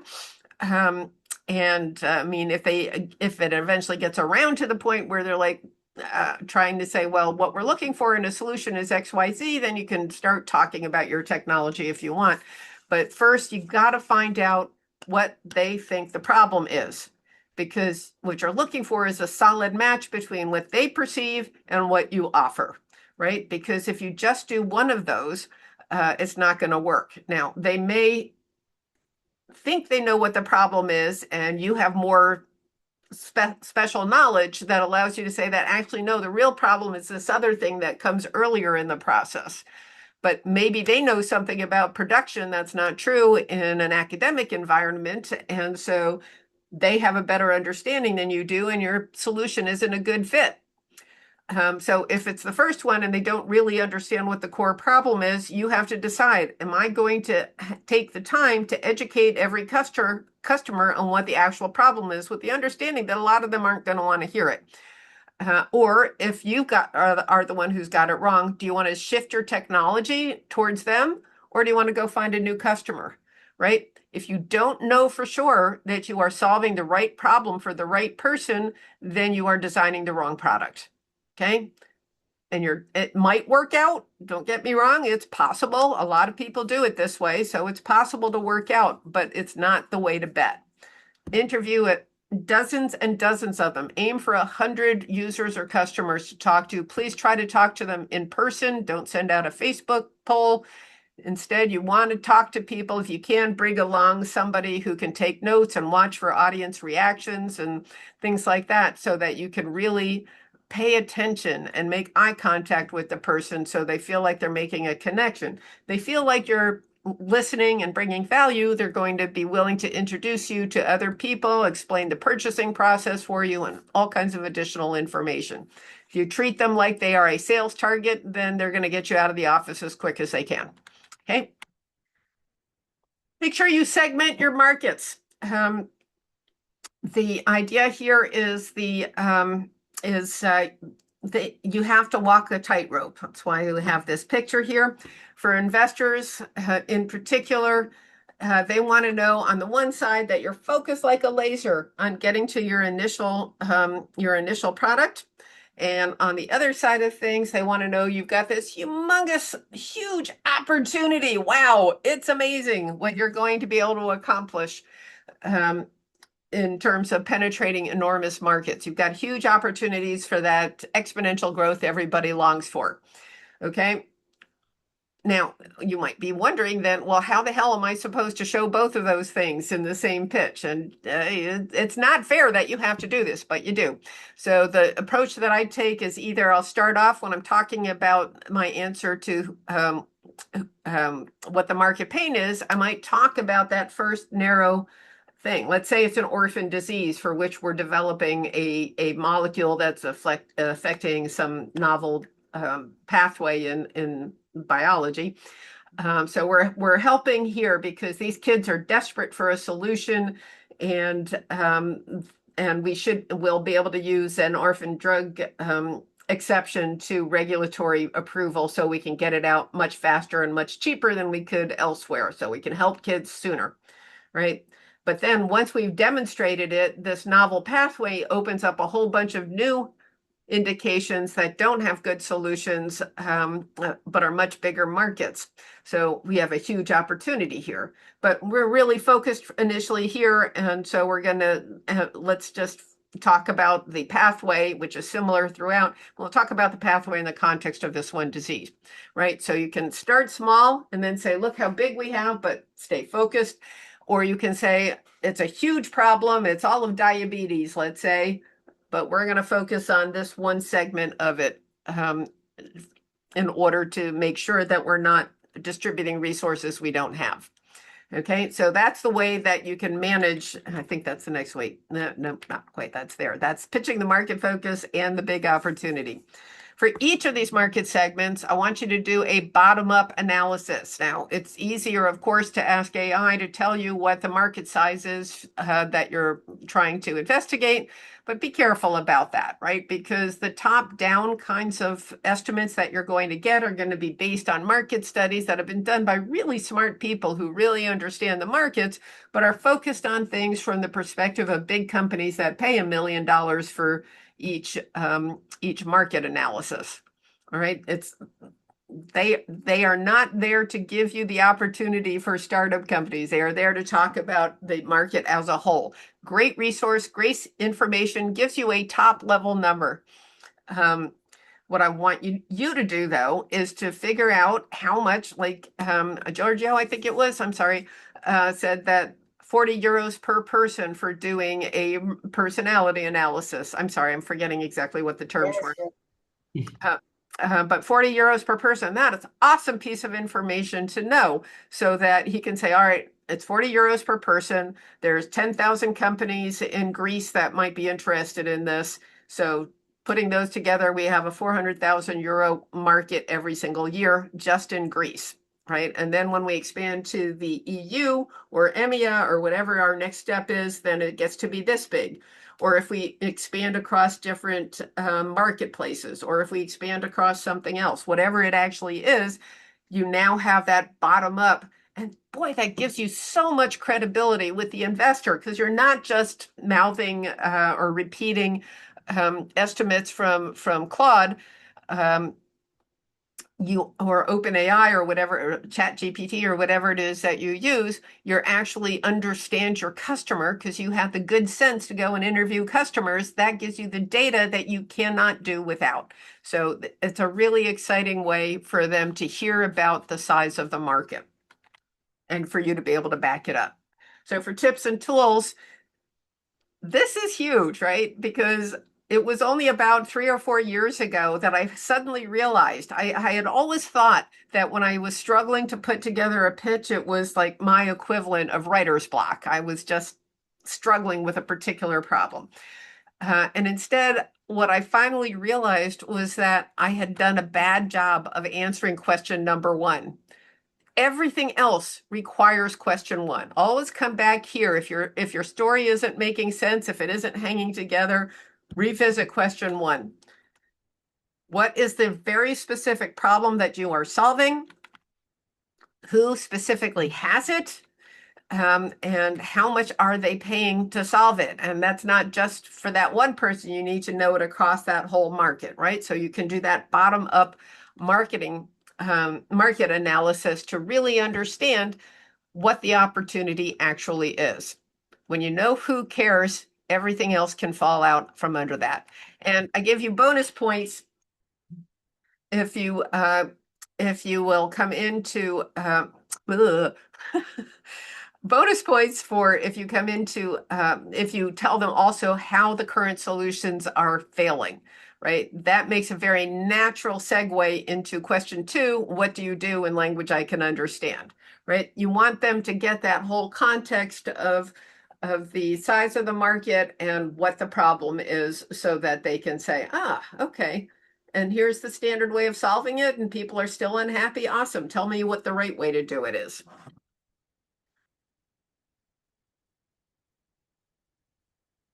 Okay, so let's take a look at a few don'ts and do's kinds of examples from Mama's Picada. I see this all the time. So first and foremost, please don't waste the title on your slides. It's the biggest font. It's at the top of the page. It's the first place people go. Use it to say something intelligent about, or not intelligent. Use it to make the one point you want to be absolutely sure everybody in the room gets from this slide. I mean, even if they're busy texting to somebody, you want them to be able to glance up, say, oh, huh, no kidding. And they may pay attention, or even if they don't pay attention, they're at least getting the idea. You know, news stories, infographics, things like that can all be useful, but don't overdo it. You have too many of them, they get lost in the sauce. If they aren't directly relevant, they just look like noise. You know, it's somebody else has paid somebody to make something about your market. Make sure it is directly relevant to the points that you are making. I'll see a lot of people will do these kind of top-down estimates that I find that are less compelling, and also more importantly, this kind of a back of the envelope calculation is based on business school assumptions, right? If I'm saying, okay, so 90% of the population of the world will buy this, why? Why is that an appropriate number? It just seemed like a good number. 12% for the sum. Okay, that seems like, we can get there. That seems probable. I don't know, right? It's taking estimates without giving any kind of a context to it that makes it make sense. And putting it out here so that they can see what your calculations are is kind of your way of showing the professor that they can check off that, yes, they made all the appropriate approximations. I don't want to see that. I don't want to be multiplying and making up, doing things in my head while you are doing the pitch. Similarly, all of these kinds of graphs, way too much information. I mean, I can look at the graph, that might be good, but what are the different colors for? How am I supposed to figure this out? Oh, I have to look up here. Oh, okay, that makes some sense. And what is the difference? What's the inflection? And what are these numbers down here? And then we have all of this as well. It's too much. Remember, if your audience is having to go and read and parse information on here, they cannot listen to you. And the point to a pitch is to connect with the audience, to engage the audience, to make eye contact. You don't want to have this level of information clogging up your slide and keeping them from listening. Okay, here you go. 73% of working professionals eat frozen meals at least 2 times per week. Okay, that's a lot of people. You'll notice I put up here, I have a hack in PowerPoint that I've developed that lets me put a subtitle in this wherever I want, actually, but I set it up usually in this top left corner. I like to put both the title and the subtitle in the same place on every slide so that the eye gets trained. Whenever I open a new slide, they know where to look for the key information. All right, 73%, that quantifies things, that helps me to see it. Here I've got it's 14 billion in 2022. I can see where all of the market sizes, it's mostly these young professionals. It's expected to grow by almost 8% to reach more than double the market size in 10 years. And the pie is going to kind of is expected to balance out somewhat by that time. Right, so you can talk about this and give them the information about where it comes from and so on. You'll notice I don't show. I'm sorry. I don't show the references here. I don't like to put references on because it's usually a tiny font and it's distracting. I don't really want people looking up the references while I'm doing the pitch. If it's from a well-known source, if this is, I don't know, Ernst & Young has projected these numbers for blah, blah, blah, and we've reinforced them by talking to the empty nesters in our particular area. Whatever the source is, talk about it. have the references. I usually put them into the notes, so you can put them into a handout that has both the slide and the notes, so they can see what the references are. But they don't really do that much in the way of credibility or capability, and they're distracting. So I don't tend to put them in the slides themselves. Let's see. If you don't like pie charts, that's fine. There's the same thing being shown in a bar chart and highlighting the growth that we're looking at. You can also frame it in terms of what your customer interviews have shown. So if we start off with the standard fast food being low protein and high salt and fat and salt, oops. Then we can charge 11% more if it's high protein. Everybody wants high protein these days. Or you can charge an extra 7% if you can claim a home-cooked taste reliably. And if you can do all of them at once, we can add a 15% premium. That is another way to talk about the size of the opportunity or the pain in the marketplace, that people are willing to pay more for this kind of thing. Oh, and look, that's where we are. Okay, then on the challenge side of things, this is what I get a lot. I mean, this is just a random agriculture kind or food service thing. But people will often show me all kinds of equipment and photographs of stuff that I don't know anything about. I'm not in the industry. I don't really get where the problem is. Again, problem is not much of a title. The diagram is too confusing. Oh, and oh my God, annoying animations. Obviously, I love animations. I find them very useful in helping to tell the story.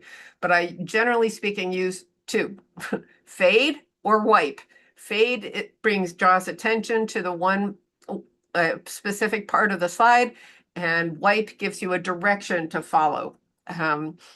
The other thing that you've seen me do is a transition called Morph, which is only available in PowerPoint as far as I know, which allows you to do kind of an animation between a first state and a second state, going from one slide to the next. Like when you saw the pieces of the pitch, the hexagons that I had where they would change shape and stretch in and go back, that's all done with Morph. Again, something I can demonstrate later if you like. So annoying animations, please don't use them. Picture again, okay, I guess, but how am I supposed to know what is relevant here? How do I, a non-expert in the production of frozen foods, know what's going on here? So instead, here's how I tend to do it. The challenge is that to make microwavable dinners, the ones that 73% of working professionals rely on twice a week, is they start with a fresh cooked, moist, flavorful meal with good mouthfeel, and then we subject it to this flash freeze process, which is a nice cost-effective process. We stick it in a freezer, we ship in frozen transfer trucks, and then we put it in the freezer section at the store, gets carried home, melts a little bit, throw it in the freezer again. In that process, it dehydrates, gets damaged, and is unstable, and the result is something that is relatively dry and poor texture. We'll get to the current solutions in question 2, sorry. Oh, and to kind of compensate for that, we add a ton of salt and fat at the before the freezing process, and then people at home tend to add more salt and fat in order to get the flavor profile and the mouthfeel to where they want it to be. Not healthy, not tasty, and kind of depressing. All right, so we've got here a much more compelling title that lets us know that cost-effective flash freezing, that's why people do it. It's cost-effective, but it damages both the taste and the nutrition. That's the challenge. And here we show where the additional problems are coming in of adding in stuff that makes it less nutritious, and the results of dry, poor texture, and degraded taste, why people don't want to pay a premium for the existing microwavable meals. Okay. Oh, I lied to you, actually. Let's see, what time is it? It's 11:40.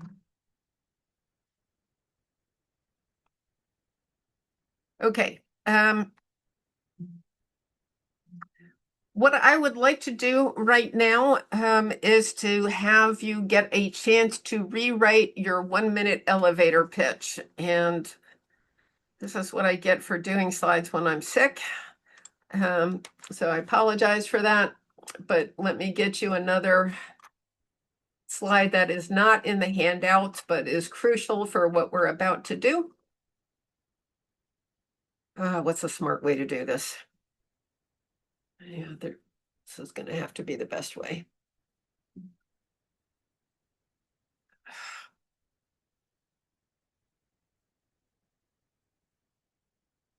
I'm way back here in a minute. Look at all the exciting things you're going to learn. All right. I'm going to give you 5 minutes to rewrite your 1-minute elevator pitch.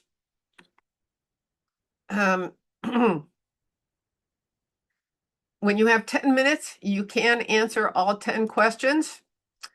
For right now, what I want you to focus on, we haven't done questions 2 and 3. I want you to introduce yourself and really focus on making sure you're answering question number 1. Who cares? Okay. Anything else you have time to get to is fine to include, but I want you to focus on just question number 1 and to make your ask at the end of that. Okay. Again, we're just at question number 1. So the only one I really care about here is who cares. And what you want to think about here is what is your customer's problem and how much are they paying for current solutions? Now, it would be very natural for you to also include what it is you do. And if you want to add anything else, that's great. I'll leave these up just because they're here. If it helps guide you, that's fine. But this is really what we are focusing on. Can you make your case? I would encourage you to do about 200 words.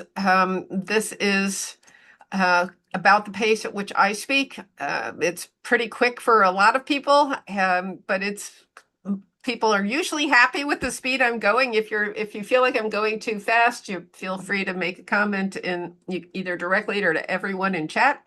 But anyway, I usually target about 200 words for your pitch. You want to think about who your audience is, right? You did that homework first. So go ahead and do that. Take advantage of that audience and rewrite your 1-minute pitch so that we can get that taken care of and answer the question of who cares. All right, I'm going to give you 10 minutes, not 5 minutes, so that you can, oh goodness, 10 minutes so that you have time to take a break, stretch your legs, get a drink, whatever it is you want to do. And then I will take my first volunteer, and after that, we will do our breakout session. So just a heads up for Alexandra. Okay. All right, where's the timer? I'll give you a 5-minute warning as well, just so you have it. And I'll mostly be here if you have questions.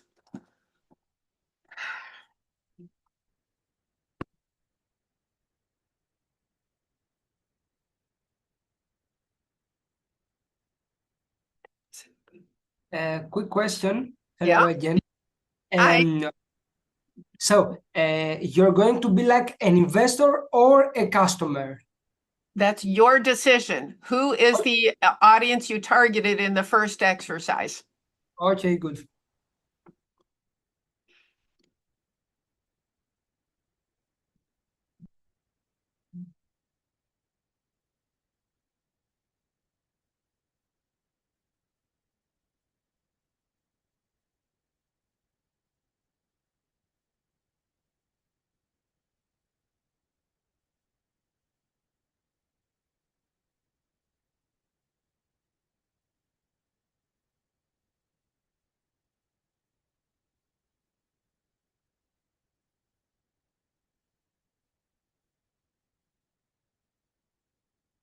Dang it.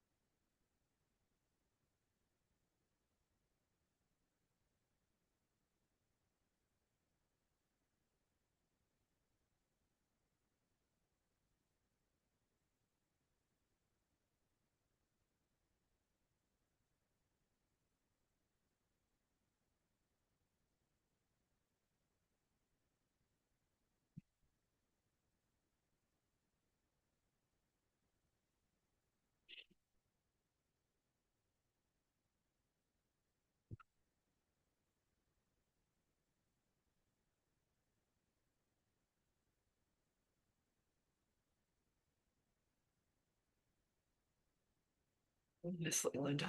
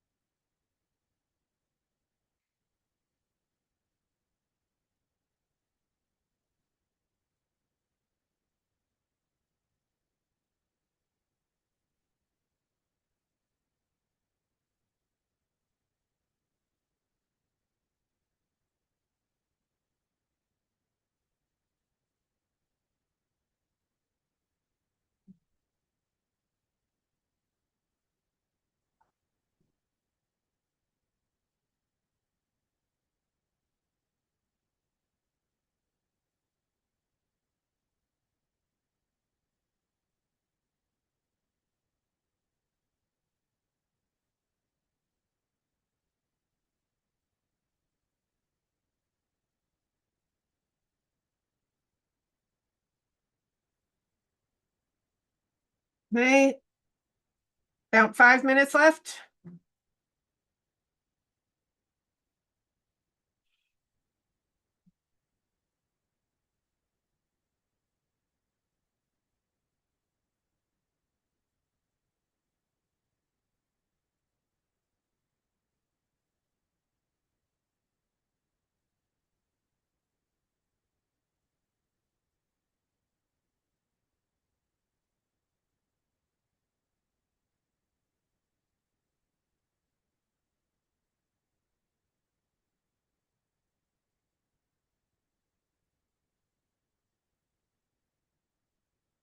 Oh, foot.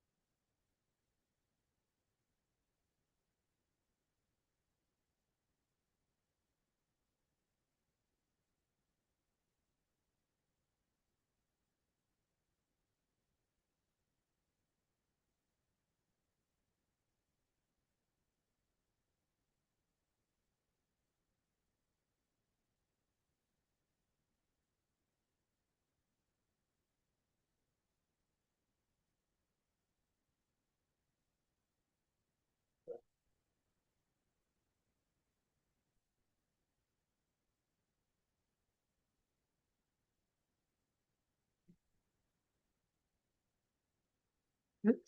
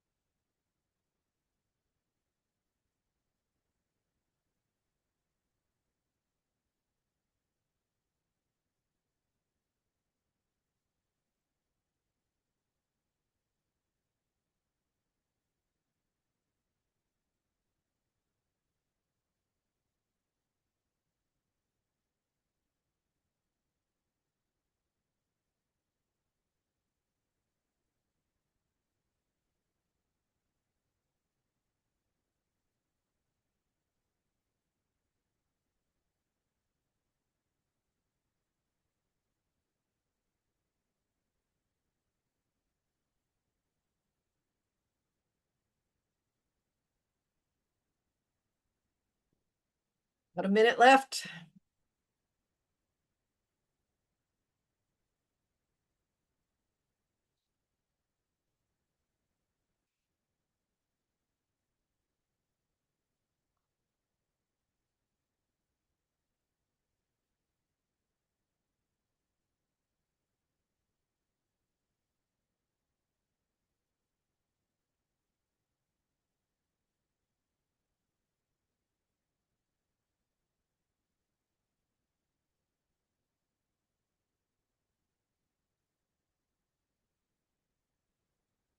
Why are you doing that? Too smart for my own good. All right, my darlings.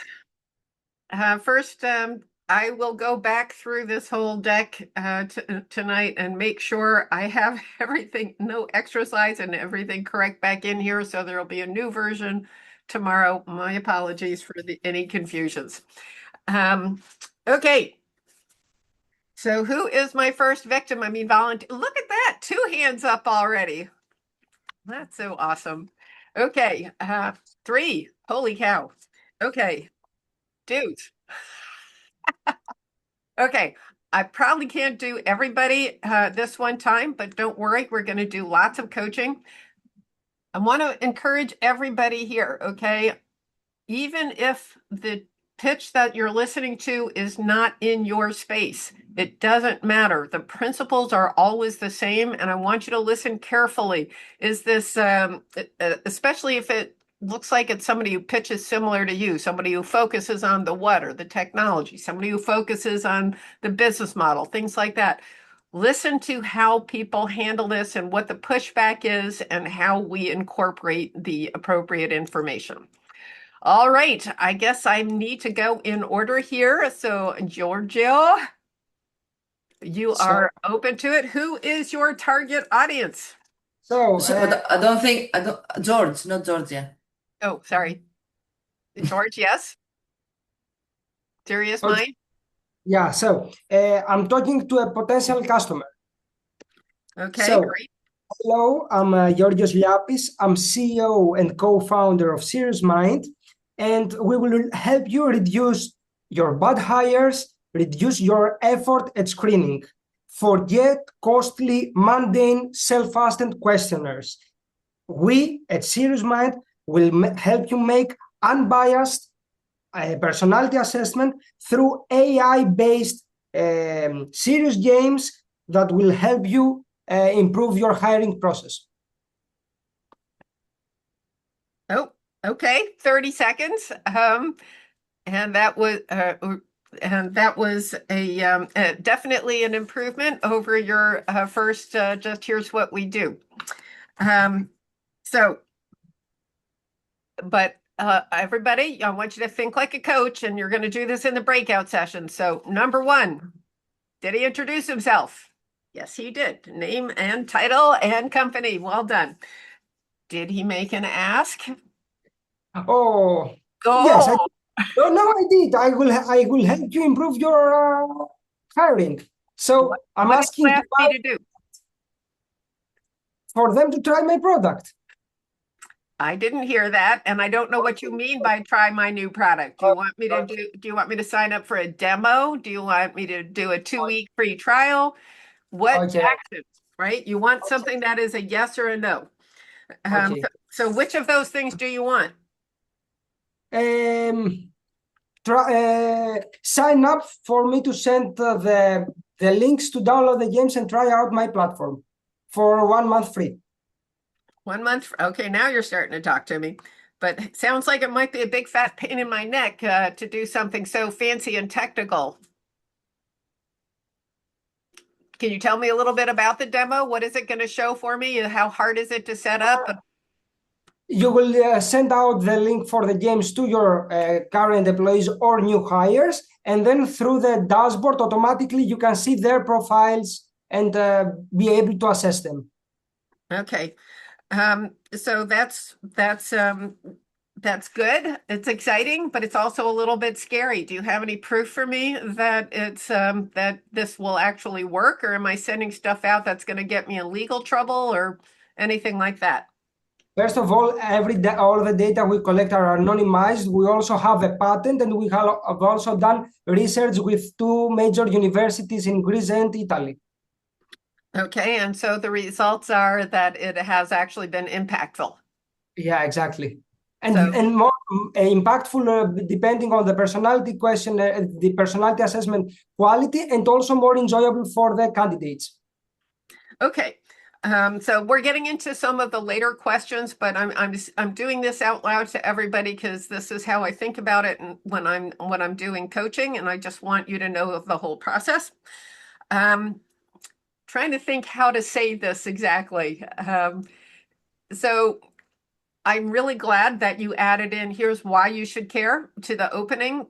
But it felt a little bit generic to me, right? Okay. That it's like the late night infomercials, right? Like, oh my God, look at this. We do everything. We're perfect. As opposed to what I want as a professional. I don't want somebody to come in and sell me a sham wow. I want somebody to come in and give me a solution to a problem. So the problem is that I'm spending 40 euros per hire to assess what their capabilities are or the fit is with my company. Is that what it's doing? Is it helping me with the fit? Yes. Okay. And I'm like, I've had it to here. I'm so tired of people telling me that I've got a great solution for hiring the right people, and none of them ever work better than random luck when you go back and assess the last 10 years. So why should I believe that this is something that's different? So you have the research data and so on. But I think what I would be focused more on is I'm thinking about a professional customer who is sick to death of being pitched about great solutions for hiring the right people. I'd rather that you came in with something that makes me think, okay, this is a serious person who has a different solution, not just, didn't just throw together some AI app that is just going to do slop for me and charge me a bunch of money for it. So let's see if I can come up with some kind of a solution for that. For the rest of you as well, if I give you a minute, take the minute. Well, you can go to 50 seconds or something is probably a good target to have. That way, if you forget something and you need a moment to catch your breath in the middle, you still fit within the 1 minute. But take advantage as much as you can. All right. And all right, Serious Mind. Why did you pick Serious Mind as the name of a company? Because we assess personality in a new way based on serious games. So we combine these 2 things. Okay. Cool. Let me think for a second. All right, so Calispero. Ciao. My name's Linda Flato, CEO at Serious Mind, where we understand that the business of hiring people into your company is the most serious job that you have, right? Because no company works any better than the quality of its staff. And of course, if you're like most companies, you're spending probably 40, 50 euros per person to analyze their fit within the company. That's a lot of money to be spending on something that probably isn't giving you much more than random chance at success.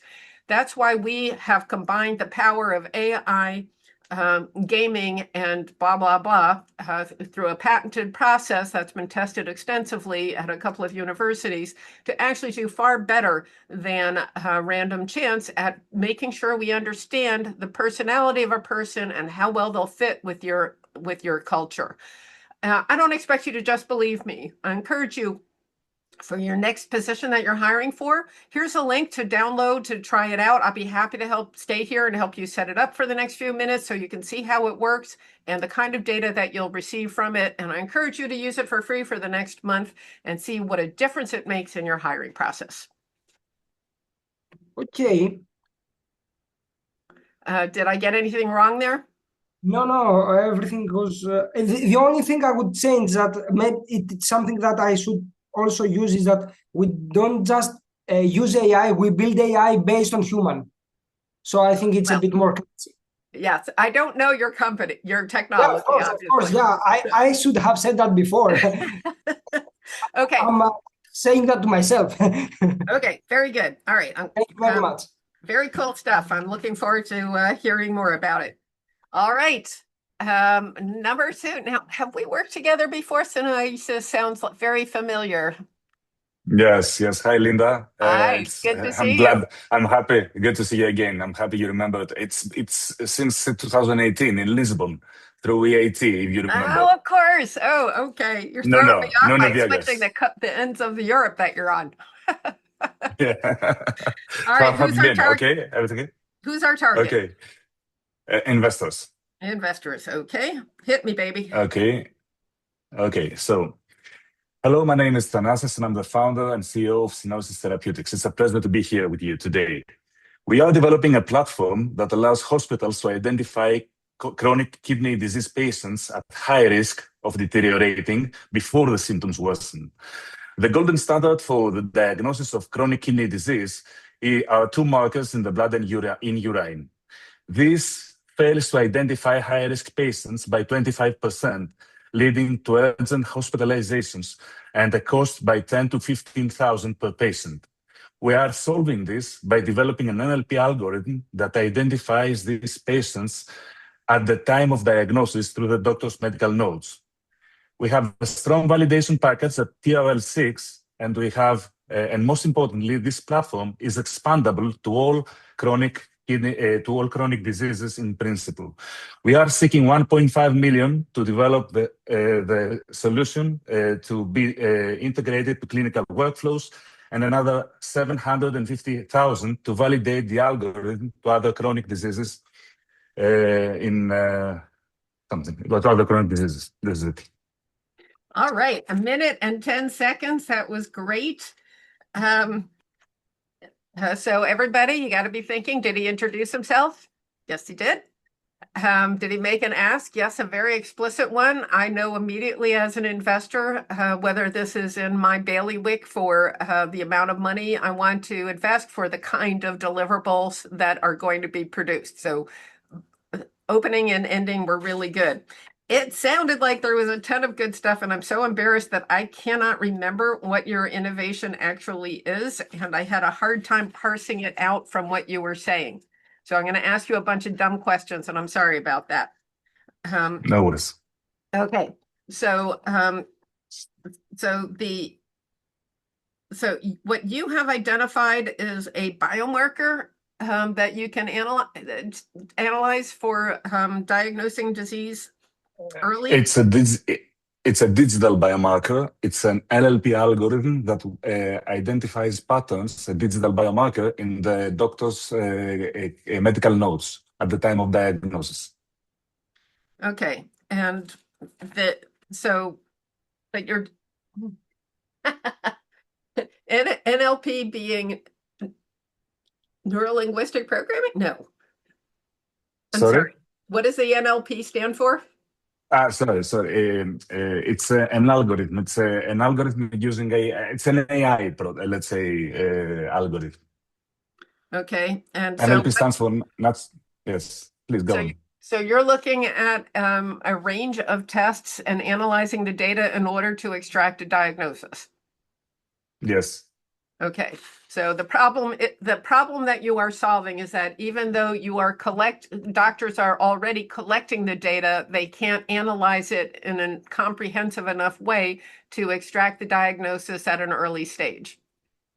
And not exactly. So the problem is that the golden standard in this disease are two biomarkers in urine and blood that fail to identify high-risk patients. So by 25%. So these 25% of patients are, let's say, misdiagnosed as are missed as high-risk patients, and this causes these patients to go back to, as an emergency case, back to the hospitals within a year after the initial diagnosis, causing, besides the burden for hospitals, it adds an excessive cost of 10 to 15,000 because they were not diagnosed in the first place, in the first diagnosis. So this algorithm allows the doctor at the time of diagnosis, real time, to identify that these patients have a high risk of deteriorating. Okay, that's really exciting. And how long ago did we work together? It was on another project. The Okay. other project is still ongoing. It's the other one, if you remember, was drug development for Parkinson's disease, and Yes.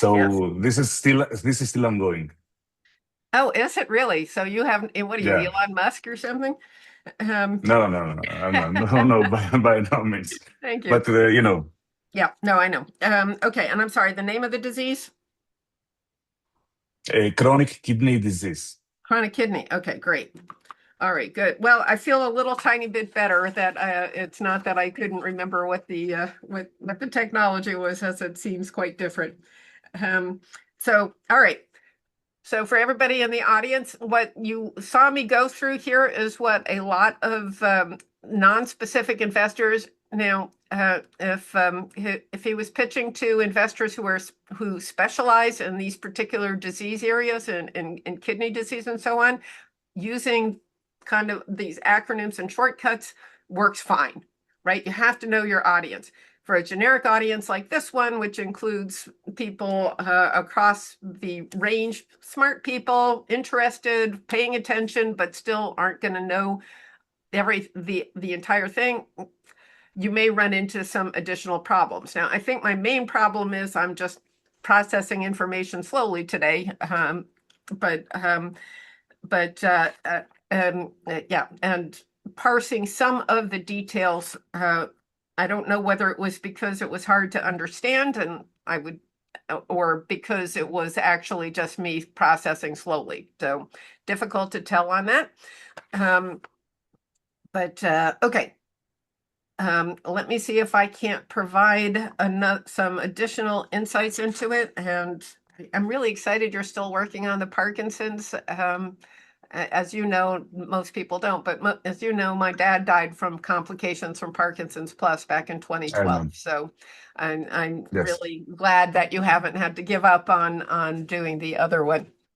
I'm very hopeful. Thank you.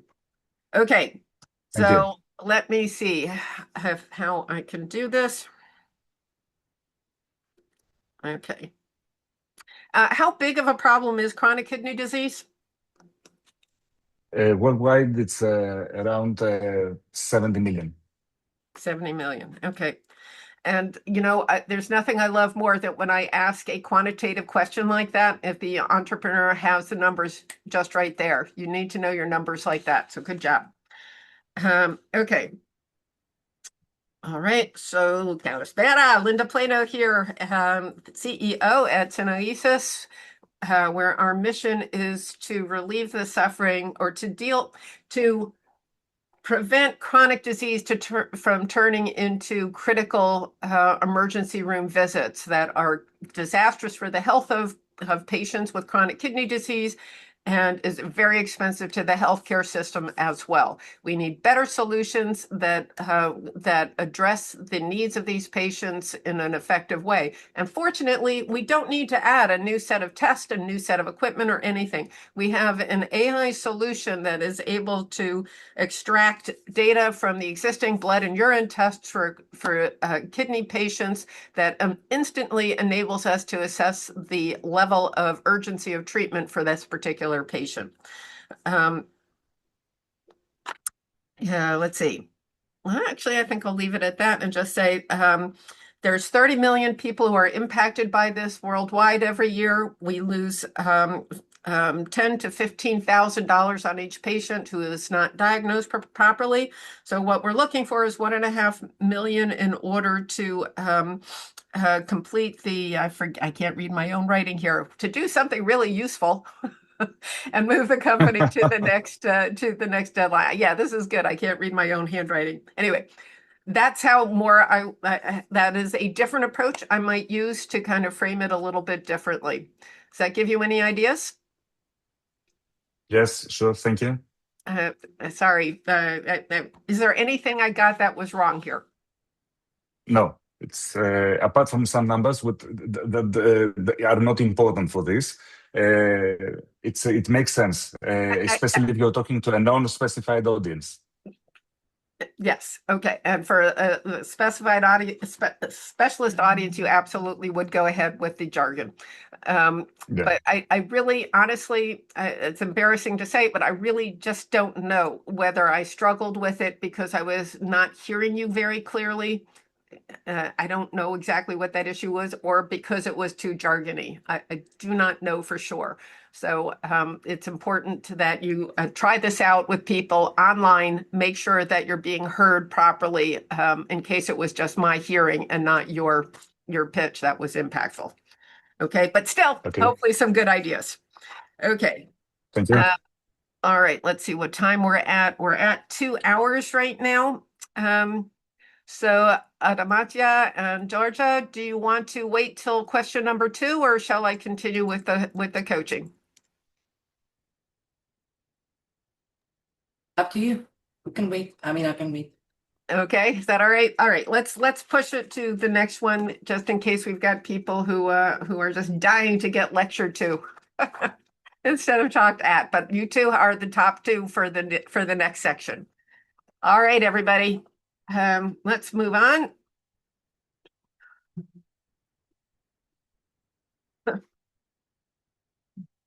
Up here in the, where did I put them? 4 weeks I've had this. 2 chest x-rays. I need a rapid diagnostic for me. Okay, moving on. Oh, God, I forgot about our breakout rooms. Alexandra, my darling dearest, can you please put us into breakouts? What we're going to do here is you will be invited to join a breakout room. And when we get there, decide who is pitching and who is coaching. Pitcher, be sure to announce your audience. Coach, pretend you are that audience and make sure you do, as I just demonstrated for you, did they introduce themselves? Did they make a clear, specific, quantified ask? And do you know why you should care? Okay, Alexandra, how are we doing?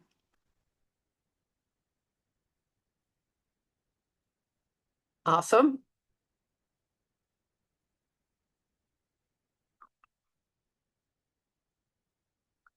And we have to keep an eye to see that everybody has 2.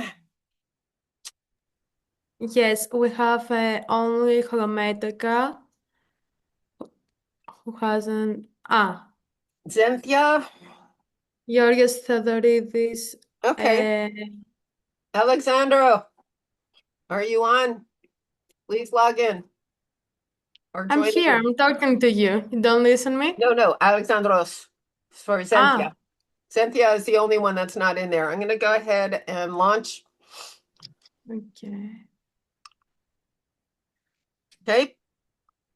Please go ahead and select who's pitching and who is coaching, and I will start the timer for 90 seconds for pitching.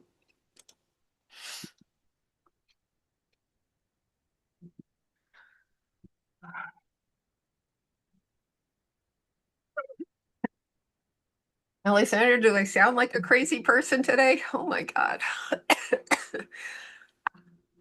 Don't worry. You're good. All right, so Bronco has nobody. I'm sorry about that.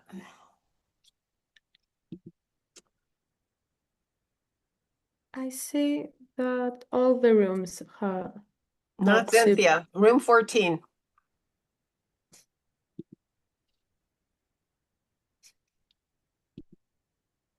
And room 12 now.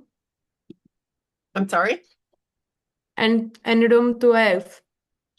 It's only Oh, Thanas now. oh, Another one left. okay. Well, let's move. I'll move him to the that one. Not that there's much time left. Ah, Cynthia, Alexander's left. Okay. Keep my hands out of things. Okay. All right. Give it another 30 seconds and hope that they're able to make up the difference. But this is always the challenge with these rooms, is getting them balanced out, because there's always somebody who's pretending to be here. Oops. Unsigned. Another one. I It's have a okay. problem It's because when I moved to the meeting that you moved me, I can't unmute myself. I can't see the screen because I'm using a tablet app. So I don't know what's the problem. well, we're about actually, hold on a second. I know the time probably ran out, but I was waiting, and then I actually heard the other person speaking, but I couldn't see Hold on a anything. second, please. Okay, please stop pitching and start coaching. Thanks. Yeah, I'm really sorry about that. Yeah, I don't know what to tell you, except we'll try to do, well, No. I mean, I'm just sorry for the other person who was grouped with me because he didn't get the chance. I know that he's a he because I heard the voice. But then again, I don't know how this happened. I mean, I was able to hear him. I tried to send a message on the chat, but I don't know if the app went completely crazy when you moved me to the other to the meeting. I don't know either, so we'll just have to hope for the best here. I know. Anyway, just want to use it to say that so far it's been a phenomenal presentation, and I really captured all the mistakes that I made. Actually, I was catching more mistakes that I was making than the actual good stuff that I was doing, but this is hopefully going to change. Well, good for you for being open to it. Open to new insights. But we got everybody paired off in the end, so we're all good. Thanks for being a good sport about it. Next time, if you can't do it next time, just stay out here. I mean, try it. If you can't work with the other person, come back out and I'll coach you. Mm-hmm. Okay, thank you. You betcha. Let me close all the rooms.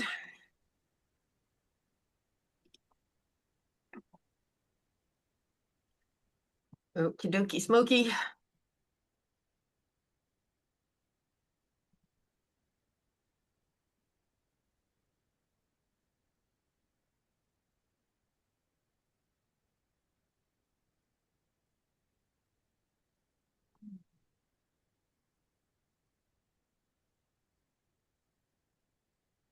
Well, I love it when people won't come out by themselves.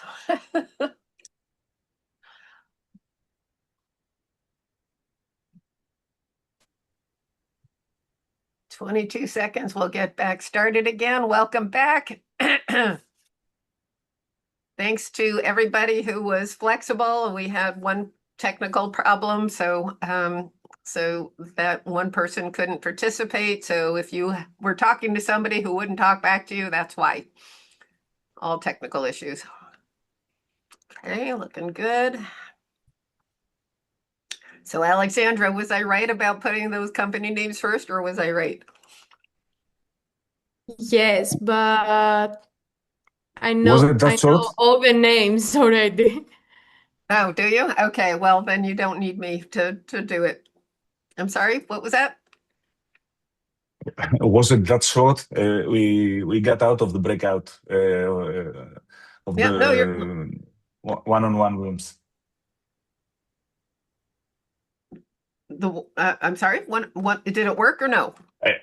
It Was it that short? Was it supposed to last that little? Because the session ended unexpectedly. Oh, well, no, actually, you had 3.5 minutes when what's supposed to be a 3-minute thing. So it's supposed to be 60 seconds of pitching and 90 seconds of feedback. And I do time it very carefully here. Okay.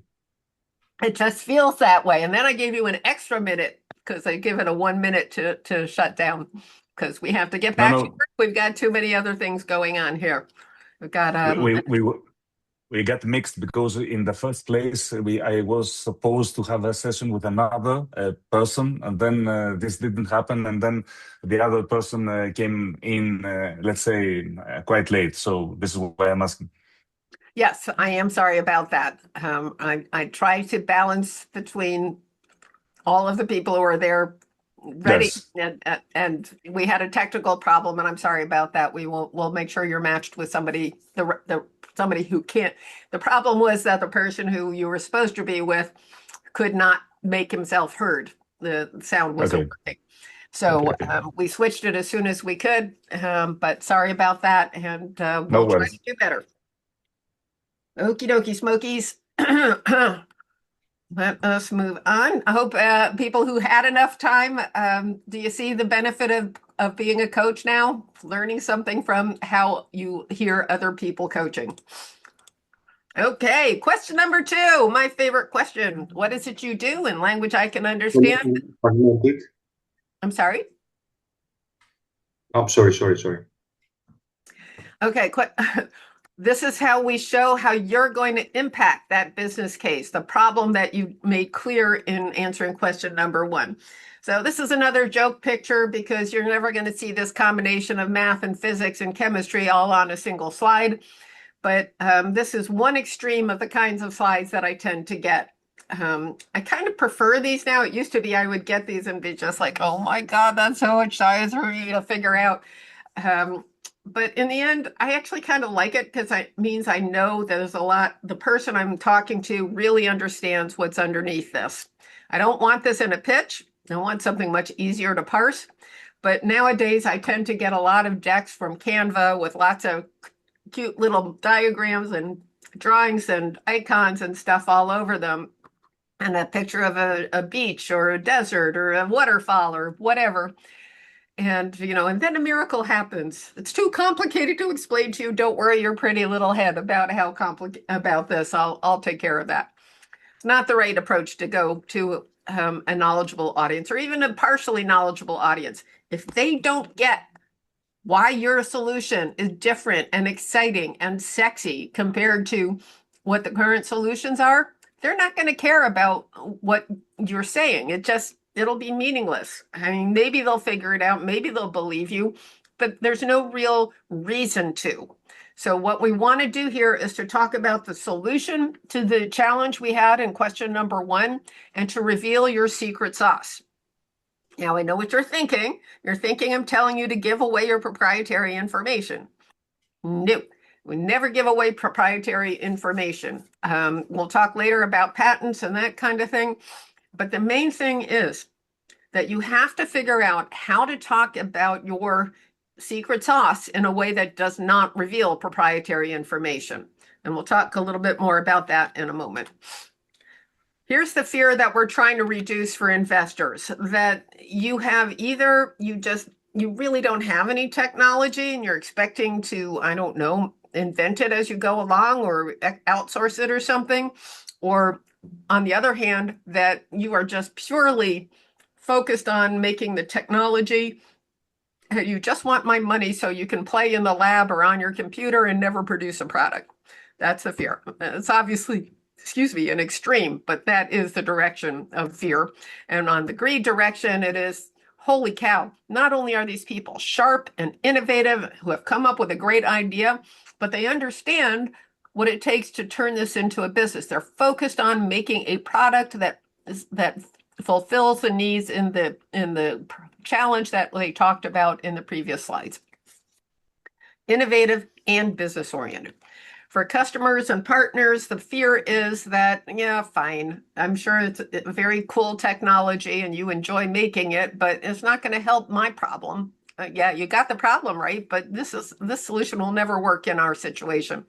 And on the greed side of things is, oh my God, thank you for thinking about this in the context of my particular setup, workflow, problem, market, whatever it is, so that this is really an answer to my prayers. So the main thing is make sure that what you're talking about actually solves the freaking problem of the freaking customer, so that you are actually addressing that directly. You need to focus, and here's how you solve the problem of protecting your proprietary information. Talk about what it does to solve the problem, not how it works. How it works is almost always a proprietary part. So from this picture here, what we have is a couple of entrepreneurs who have their mom's recipe for lemon cake and lemonade, and they're busy trying to sell it. What's missing here, so they can talk about their solution by talking about, look, we've got nice cold lemonade and nice tasty pastries for you to tempt you away from your busy working day. What the how would be the secret recipe, right? You're not giving away the recipe, you're giving away the location, you're giving away that you have these particular products and why they're special compared to others, but you're not giving away the recipe. Okay, the problem is that they don't have a very good market here, right? Because there's nobody lined up to give them money. Are they on a side street someplace with no foot traffic? Is it not the right time of day? Is it a weekend? What is the problem? Why do they not have it? And that's where we get this young man who is another entrepreneur selling the same thing, baked goods and lemonade, but he's doing it at a farmer's market where people are already looking to pay money for food. They have money with them, cash with them. They're expecting to take their time in this place. They're not in a rush getting to their next meeting or their next appointment, whatever it is. And it's in a nice, hot, sunny, open place. So people really want these kinds of solutions. He is solving the problem of what people want and not giving away any secret recipes. And what he's doing here is executing on delivering a solution to a real problem in real time. The innovation, the secret recipes, that is not something that he is giving away to anybody. He is executing and getting money for his time and products. So this is how you get away with talking about your secret sauce without giving away proprietary information.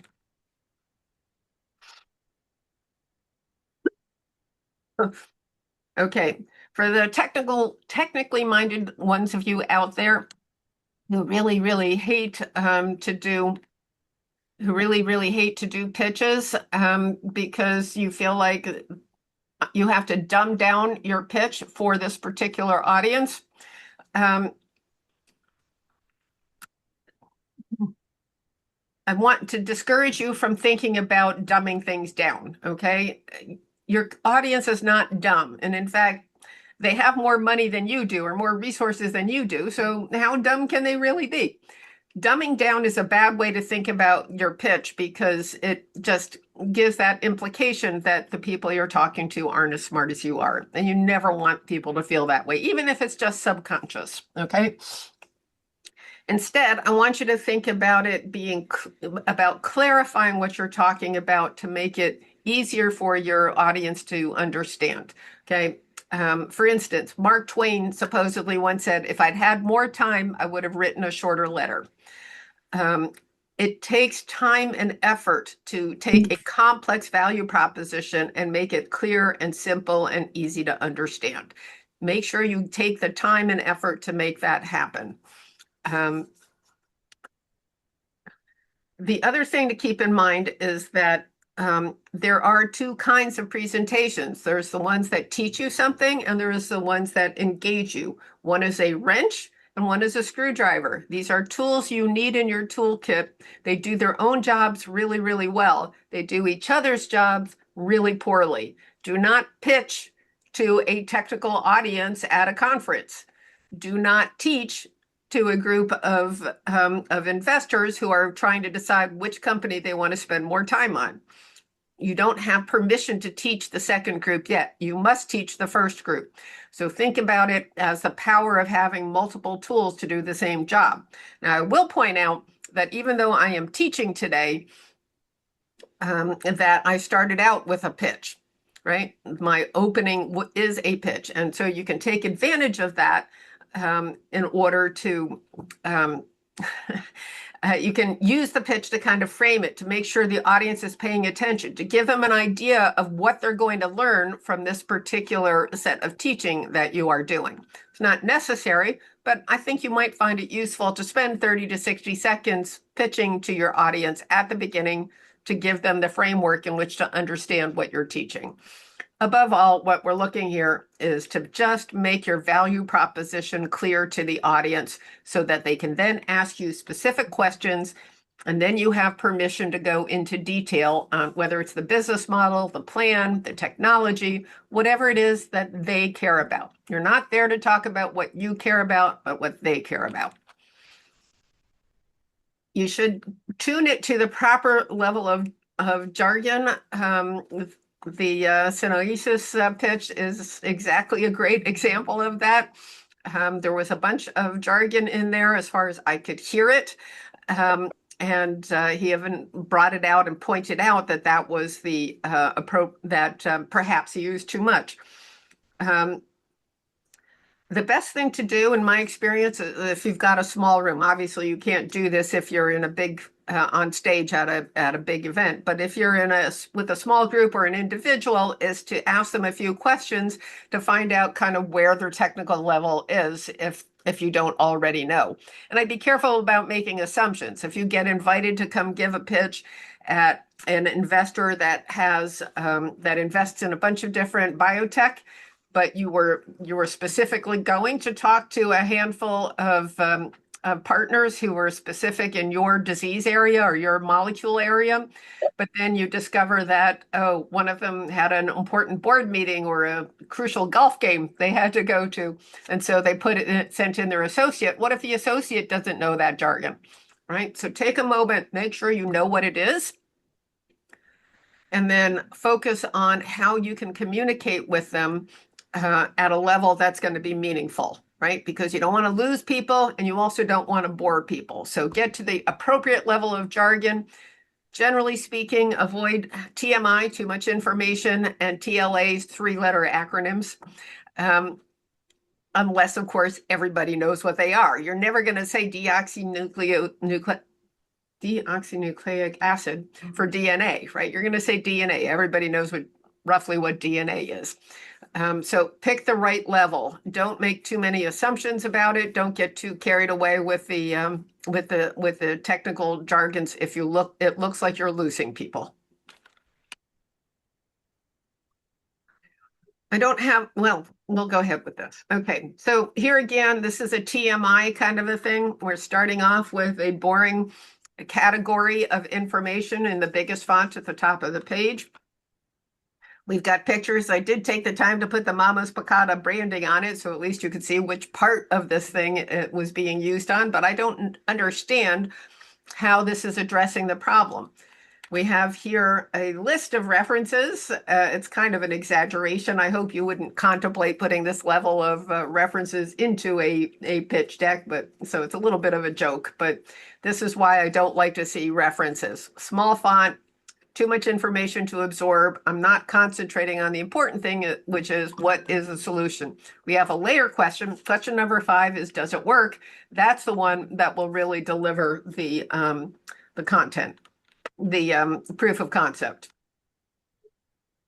Then there's a tendency to throw in a bunch of pictures or graphs or data showing technical details that are too small, too detailed, require too much background to understand, and you can't really get to. I don't know how this is actually the information about how microwaves interact with water molecules. because we're using a microwave technology here. I'm actually breaking a law of physics or two here with this particular technology. But the idea here is if I'm not an engineer with experience and expertise in this particular area and this particular solution, this is going to be pretty meaningless to me. And I don't know where to look. And I'm listening to you talk. Are you talking about the references? Are you talking about this or this or this or yet another picture? What is going on? I don't know. I can't tell. Instead, let's go back to the original challenge slide. Flash freezing is an aggressive and damaging process. We use this freezing process that by its very nature dehydrates, damages, and makes unstable this nice juicy food that we started off with, which means we have to add salt and fat in order to make it bearable. Instead, what we do is to freeze gently instead of in this standard process, the flash freezing process.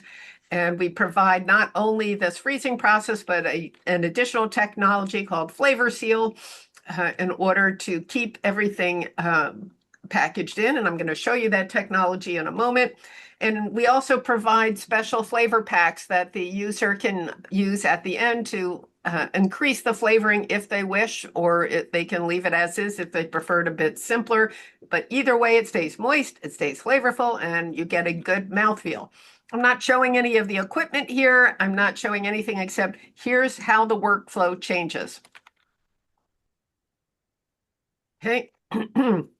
And so what's our technology? So here's what differentiates us in terms of the technology. Now, if you want to get into the actual microwave radiation, the peak curves, the resonant curves, and so on and so forth, happy to do that. But here's the way I want you to think about it. The traditional flash freeze process freezes from the outside in. That means in order to get it adequately frozen for food safety in the center, we have to over freeze it on the edges. And that means we get dehydration and damage to the texture and so on.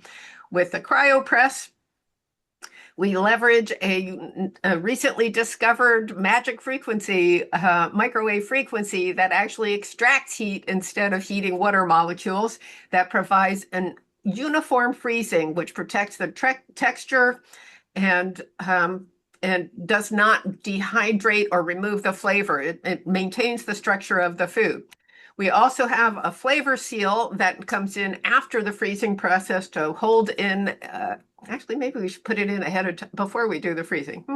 For my magic technology, I'm trying to optimize it in real time. Engineer. Anyway, the flavor seal technology makes sure that the moisture and the flavor retains its integrity regardless of the amount of time that it's kept in storage frozen for up to a year. Okay, so I hope you can see how this really highlights the difference between the current solution and what we're trying to do, as opposed to trying to educate people about microwave technology, okay, and to be impressive with a whole long list of these. Okay. All right, any questions? Let me take a look in here. Only in movies you'd see something like that. Okay. I'm not sure which slide you're referring to, so I'll just take that as a compliment and hope for the best. All right, so we're going to take another 5 minutes to rewrite your elevator pitch. We're going to cover questions 1 and 2. Don't forget to introduce yourself and make your ask. If you prefer words, these are things that you can think about 200 words is what you're looking for. I often find it useful to sketch that diagram like I did for question 1 to show the freezing process and how they're currently doing it, so I can show here's how we're going to change it. That has 2 impacts. One is it shows we understand the flow and that we're modifying it, but we're not throwing it all out and making you kill your millions of euros of investment in your production technology. And second, it helps you to see very clearly how we differentiate ourselves without giving away the secret sauce.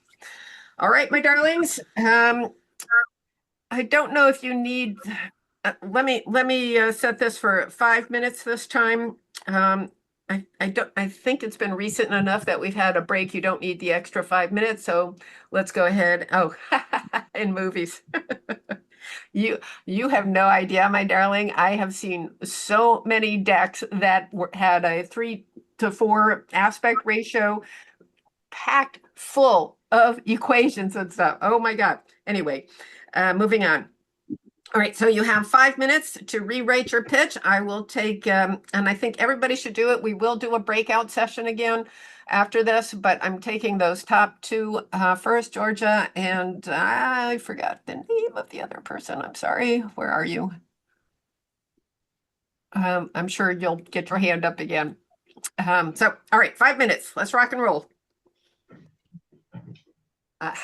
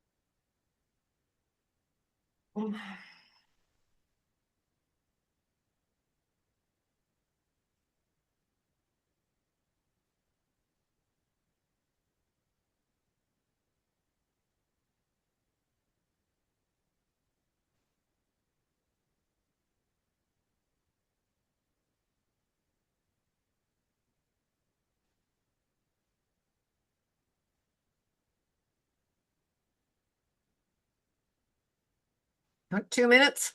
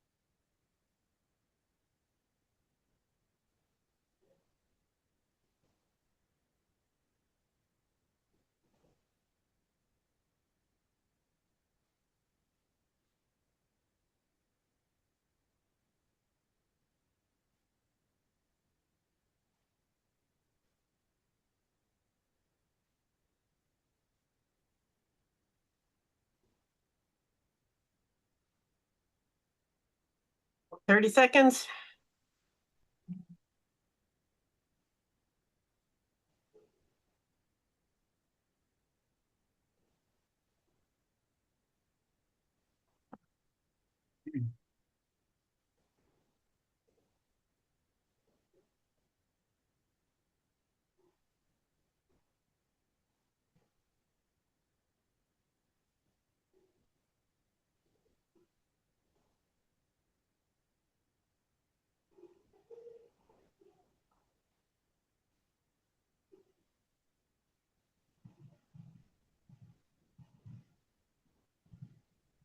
All right, time is up.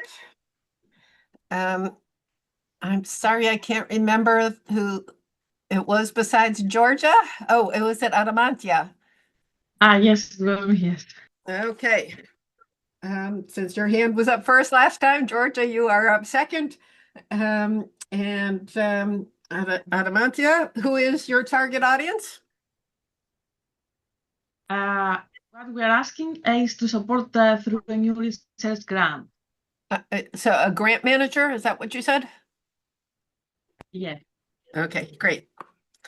Okay, what kind of a organization is it? Government, foundation? We're a spin-off from the Athens University of Economics and Business. Okay, and so what are their motivations? What's their fear and greed?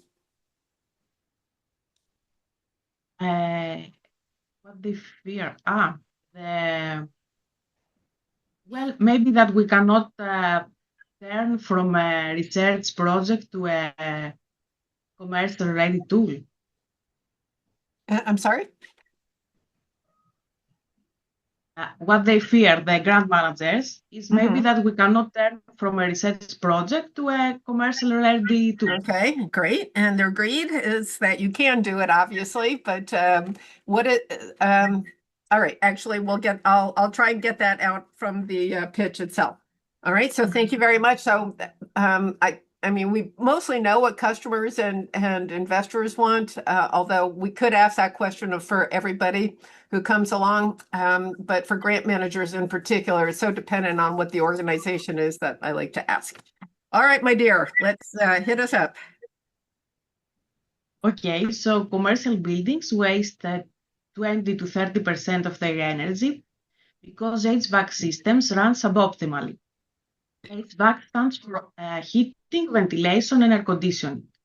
This inefficiency translates into hundreds of thousands of euros lost every year, higher emissions, and growing regulatory pressure.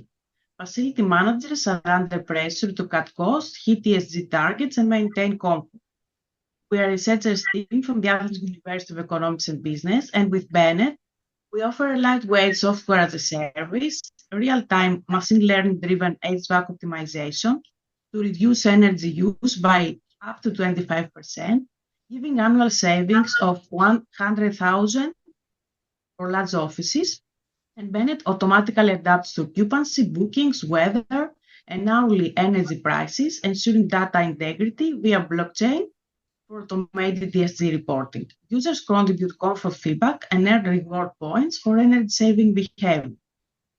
Where we're asking for today is support through a new research grant, enabling us to expand our pilots, strengthen our IP, and accelerate Bennett's transition from research innovation to market-ready product. Okay, minute and 19 seconds. Your audio, as far as I can tell, is going in and out a little bit, so I'm probably going to ask you some dumb questions here.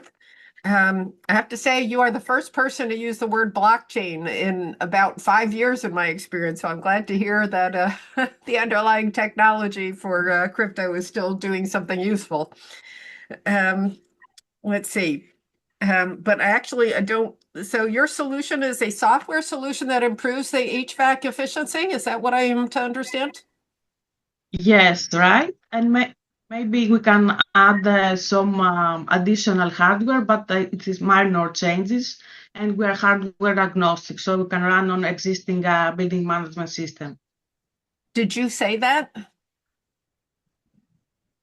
No. I said the lightweight software research. You said what?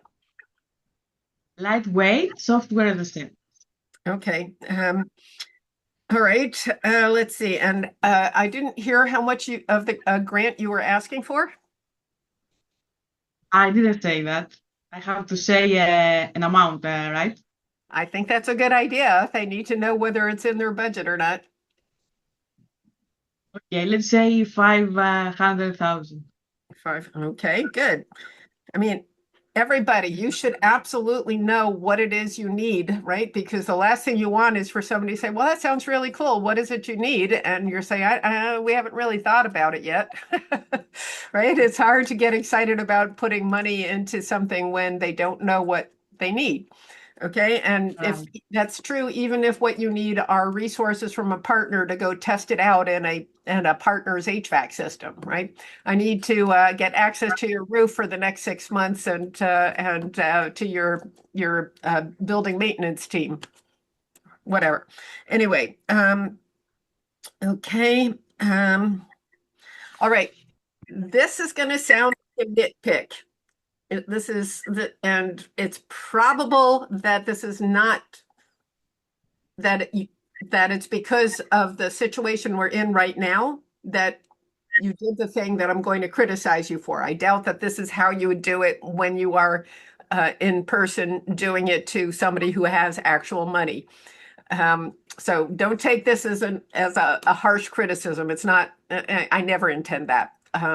But the point I want to make, the critique I want to make is that you had kind of a sing-song voice where it sounded like you were reading through a script, as opposed to, here's what we're doing, here's what we're going to accomplish, blah, blah, blah, blah, right? What I want you to come across as when you're an innovator, talking to somebody who has resources, is that you know what you're doing, you're in charge of the whole thing, and so on. That this is not a script, that this is, I mean, you may very well have a script, but it's got to be your story and something that you're excited about talking to.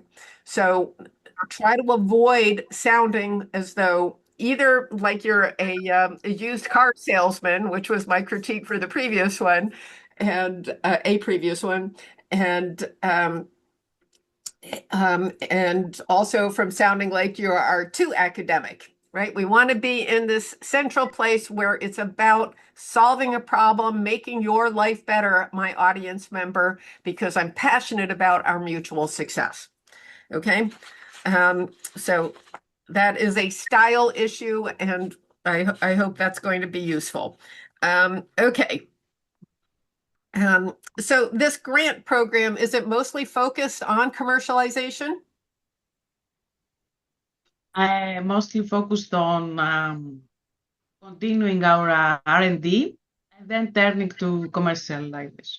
Okay, so they're definitely interested in your getting this out to market. Have they funded your research before? We have been working for a Horizon Research Program, and that's why Bennett derives. Okay, but I'm sorry, but has this particular grant program given you money before to do just R&D? It was a Horizon Research Program, and we came out to Bennett because of that. Okay, so I'm just trying to see whether they would be familiar with, they'd gone through a decision-making process with you before. Again, this is something, know about your audience so that you can build on past relationships if possible. Okay. All right, so let's see whether I can give you some interesting feedback here or not. So Kalispera, Linda Plano here, who is the CEO of, I'm desperately looking for your picture, for Bennett, of course. Linda Plano, CEO of Bennett, or principal investigator for the Bennett program. As you may be familiar, we've been funded by the Horizon program to develop an exciting new, I'm hating pretty much everything I'm saying. Let me try that again.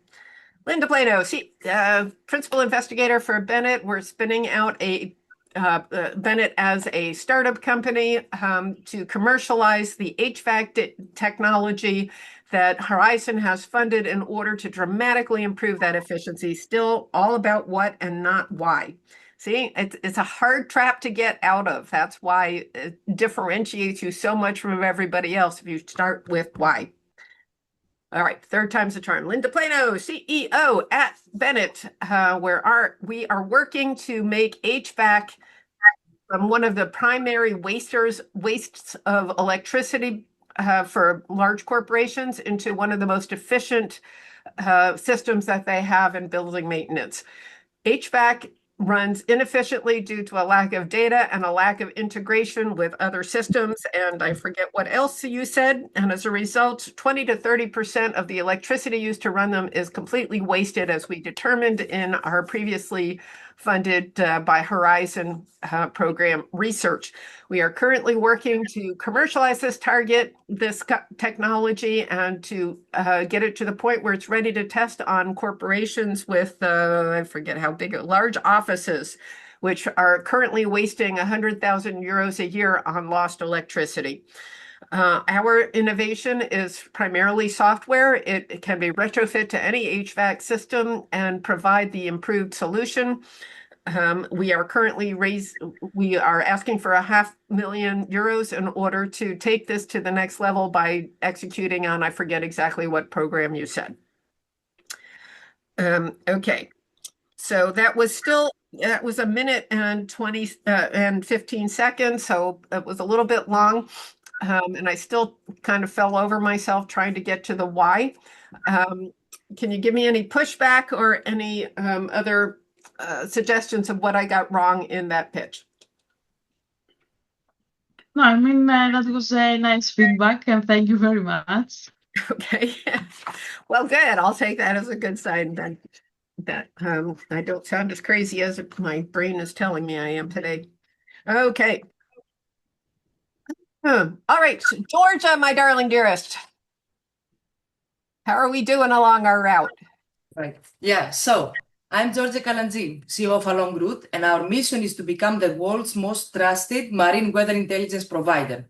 Maritime decisions are only as good as the marine weather data behind them. So we are assisting decision makers seize a great opportunity to reduce uncertainty, improve performance, deliver greener options, and power the next generation of maritime digital products without data as the backbone.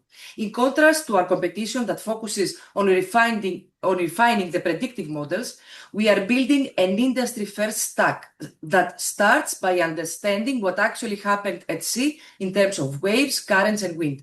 We reconstruct past conditions by fusing direct and indirect observations with internally developed AI technologies. And we then use this informed foundation with physics-aware AI models to predict future conditions. The result is one unified engine delivering both trusted historical reconstructions and more reliable forecasts on a global scale. Fleet operations, voyage optimization, chartering, insurance, offshore energy, and other marine weather sensitive applications can now escape unreliable marine weather data. When fuel represents 50 to 60% of vessel operating costs, and correctly initiated marine weather routing can deliver up to 20% in fuel and emission savings, and shipping needs to cut carbon by at least 40% by 2030, better marine weather intelligence becomes a direct catalyst for safety, profitability, and compliance. And this is only the beginning of the industry-wide impact we can unlock as our marine weather intelligence is adopted across multiple customer segments. We have market traction, a strong team, and concrete technological validation. We are ready to expand fast across Europe and globally, serving customer segments that are craving trusted and easy to integrate marine weather solutions. For this reason, we are closing our pre-seed round in the next couple of months, having a lead investor on board and the term sheet signed. Don't lose the opportunity to join our round as a co-investor. Please come find me after this. Holy cow. I let you go for the full 2 minutes and 9 seconds that took. It sounds to me a little bit like maybe that was your 3-minute pitch delivered as fast as you possibly could. No. No, it wasn't. All right. Things I want you guys to notice here is somebody who sounds like she knows what she's talking about, right? She has a mission and you are going to be part of it if you want that energy and that commitment to the goals that she stated. That provides a level of confidence to the audience that you can't get from anything but that kind of presentation, that style of presenting. So, and also somebody who knows her 10 questions and addressed as many of them as she possibly could in the time available. The most focus was on why and what, which is what I asked for this one. There was a lot on team and proof and business model and so on. So for the purposes of doing just a 1-minute pitch, if we were just focusing on questions 1 and 2, she actually finished that by 1:10. So I'm going to let you get away with that because I thought you did a beautiful job on most of it. I would encourage you to try to get less information across and take a breath. But it's really hard to come up with something that would be given that amount of information. My main thing is for this exercise, I would have cut out a bunch of it. The only thing I can say wasn't quite what I wanted. I mean, I love them. Don't miss this opportunity to close out this round. But how much money are you looking for from these people? Yeah, it would have added a few seconds more.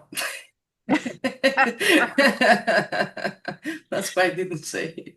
Okay, fair enough. But generally speaking, I would still at least put the size of the complete map into it so that they know that it's in the ballpark of what they're interested in. And I would also, if you're not, well, if you don't want to, I don't know, I would probably go with the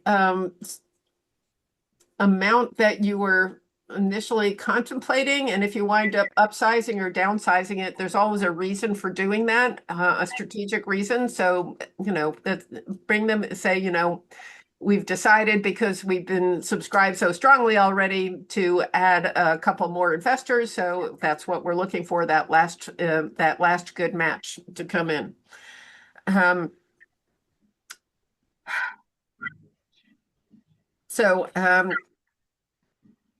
I've talked so much now. I didn't take a lot of notes, so I can try to give you a pitch back. Do you want that, or are you happy with that level of feedback? No, I would love to hear. God.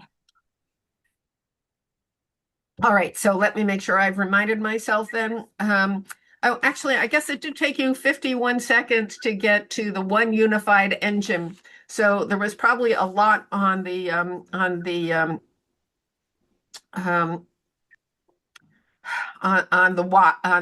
why before you got to the what. Why is crucially important, but it can't take up too much of the time, right? If you're answering 10 questions in 10 minutes, you can't spend more than a minute on any one of them unless you take it away from something else.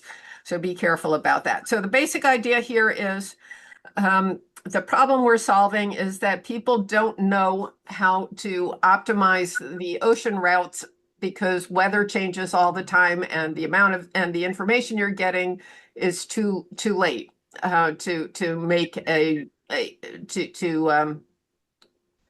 make an adjustment. Is that the main issue, or help me out? Okay. So I need to confess something. So I'm trying to reposition what we're doing because during the past years, of course, route optimization is, let's say, our beachhead market customer segment. But it's not the only one. It's the one that we have initially focused on. And then when I started focusing on that, on my pitches, people were not understanding what we're doing. Everybody thought we're doing route optimization. And I got that a lot. Even when I tried to explain, we are not another route optimization system. We're providing data. Still, people were left with the impression that we are doing route optimization. Because route optimization is not interesting anymore, we were losing opportunities. So we have sort of revisited the whole positioning because indeed that's not the only customer segment that we can deliver impact. So I'm trying, that's why it is so long. Because if it was just for route optimization, I know how to do it not in 1 minute, in 30 seconds, but I want to draw the attention to the broader picture, like marine weather data can be used in many applications. All right. Critical applications. All right. So good. And it may be worth rebranding the company. from that perspective, because the route part of it is what sticks in my head. So what are the other applications? What's the big app, your killer application?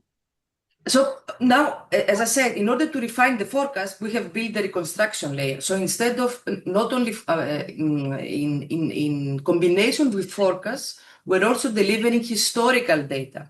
And that applies to applications like claims resolution, insurers, charterers. And there's a lot of interest there because what they're actually using now is reused inaccurate past forecasts to actually evidence what happened, for example, in a segment of a route and resolve a claims dispute, which is a super interesting segment for us. Claims Also, and what else? Sorry, go ahead. Claims and what else? Claims. So claims, it involves and you said claims and something else. Claims resolution. Resolution. Okay, great. Okay, that's great. I did not get that. You're right. And it was partly because I'm struggling, obviously, with my head being not completely healthy, but also it was a lot of information. One of the challenges, now I did compliment you on having this very direct, bold, I mean, I believe you. Everything you said came across with a lot of credibility. On the other hand, it was super fast. And it was a huge amount of detail. It's hard for people to process a lot of detail very quickly, right? Especially if they're at a networking event or a pitch competition or something where they listen to pitch after pitch after pitch. It's exhausting after a while. So if that is a known problem that you have, and it's great that you gathered the data that people are not getting it. So that means we need to face that right up front and be, how do I want to put this? We need to address it right up front and try to frame it in a way that gets rid of that confusion. All right. So what you've got is the combination. What makes you unique is this combination of real-time and historical data and your platform that integrates that information to give you a comprehensive look at every voyage. Is that right? And maritime operation, it doesn't have to be voyage. It could be an operation, a workflow, for example, that assesses when crew goes to an offshore platform or not. So they're losing windows of opportunity if they don't have the accurate forecast. Or, for example, as I said, an insurance company is taking an assessment workflow regarding a claims resolution between the shipping company and the charterer. And they need accurate data to reduce the time that they have to assess this, and evidence-based, ground truth data. So yes, I know it's too much information, but that's the prioritized segments that we are targeting for the first 5 years. It's route optimization, insurers, charterers, offshore operations, and don't get me started on the ESG compliance platforms. Yeah, I'm not going to start you on anything else. All right, let me see if I can give you an idea of a different way to kind of frame this. All right, so for everybody, if you're not doing route optimization and software and so on, this is still going to be about how do if I find that the audience is not getting it, how can I reframe it, what I'm saying, in a way that breaks their focus on one thing and moves it to the thing I want them to most focus on. And it can be an issue when you've got a company name that gets people thinking in one direction. It's fine to keep that name. You've developed a reputation along it already. I'm not suggesting that you change it at all. But it does mean that your focus on any of your marketing has got to be on the along part, much more than on the route part, if you will. If you get my drift. Anyway, let me give this a try. All right. Okay, Linda Plano here, CEO now of Along where we are taking so when you are shipping something on a road, you know that road really well. It doesn't move. The weather may impact it a little bit, but it's not a big deal. At sea, it's completely different. You need insurance companies, customers, your own operational planning, your own kinds of of ways to optimize that every route makes sense and that you are not missing any opportunities. You don't need just what the weather's going to be tomorrow. You need to know what it was for the last 20 years. So what we do at a long route is to combine the information about every major shipping route or your shipping routes so that you are getting a historical as well as a real-time perspective. And that means that insurance companies and shipping companies alike can take advantage of knowing what to expect, how to resolve conflicts, and where the new opportunities are. We've been doing this for a long time. We have had blah, blah, blah in the way of success. And we are currently doing a pre-seed round that is almost fully subscribed. We're looking for one more investor who has great insights into the shipping industry for an additional investment of 1 million euros. Love to talk to you about it. Okay. Perfect. Thanks. Yeah. Makes sense. It's working. Yay. So if you ever want to be CEO of a long route, you're very welcome. Here is stuff. I'll be right over. Okay. Παρακαλώ. Okay, my darlings, let us do Alexandra, my love. Can you help me? Let's go and set up our breakout rooms. Yes, And we're going to be covering questions 1 and 2. Let's see, we've got a bunch of people have dropped out, so it'll take a moment to double this up. I will not get in your way this time. Oh.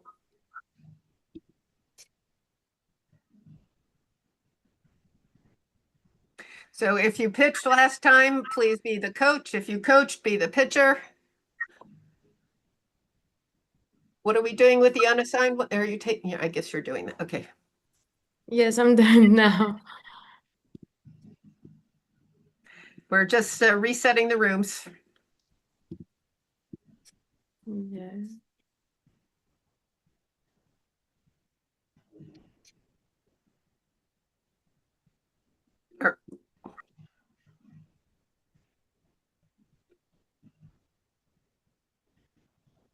Okay.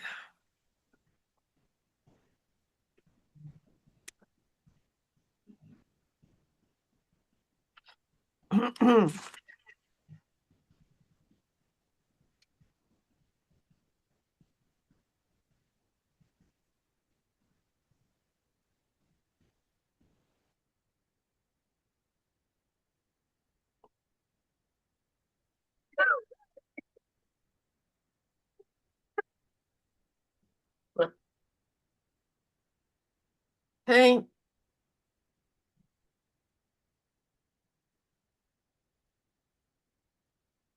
Anastasia,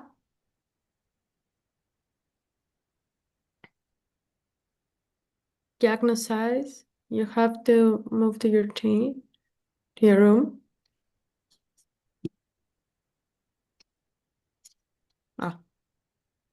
Good. Oh, excellent job. Wow. Thank That you. was quick work on your part. Yeah. Oh my God.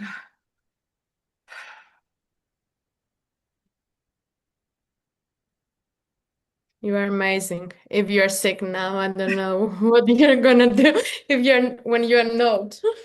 Uh-oh, did we have a problem, Anastasio? What the hell?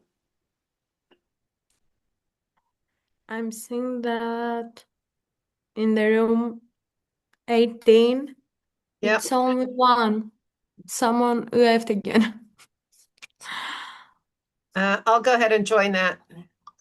Okay. But first, let me send, I gotta wait 30 seconds. Dang it. All right, let's just do it now. Okay, please stop pitching and start coaching.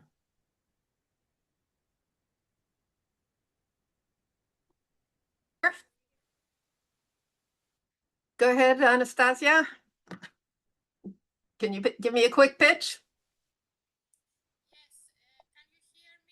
I can't hear you. Can't hear you.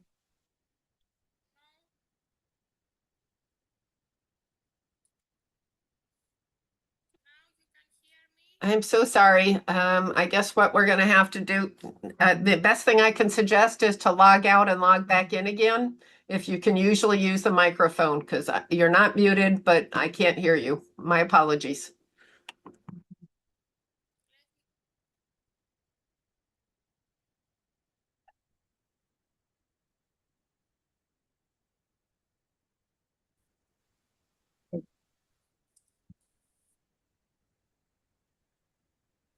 All right, I couldn't hear her either, so I told her she should try logging out and logging back in again. Okay. Wonder what's going on. It's the second time today.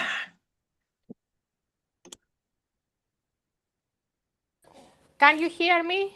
Yes, yeah. Now we can. Okay. I'm Anastasia Bouguet. I'm co-founder of No, the no, Dutch. I'm sorry. It's the time is up. I'm just shutting down all the rooms. But I promise I'll coach you next time, okay? Okay. Okay. All right, wrap it up. You have 1 minute left. And since you would only have a minute to pitch, and then we'll have everybody back. So sorry about that. But what was the problem? Can you tell me? Anastasia? You're mute. Now you're muted for sure. Okay. You hear me now? I do hear you now. So what was the problem in the breakout room? Do you know? I don't know. Oh, okay. I really don't know, but now I can. You can hear me. I can hear you. This is okay. At one point also, Peter couldn't hear me for like 5 or 10 seconds, but then it was okay. Yeah, it was actually when you said something like the pitch time has passed or something like that. After that point in our breakout room, I couldn't hear you. Oh dear. I couldn't hear Yorgo. Yeah.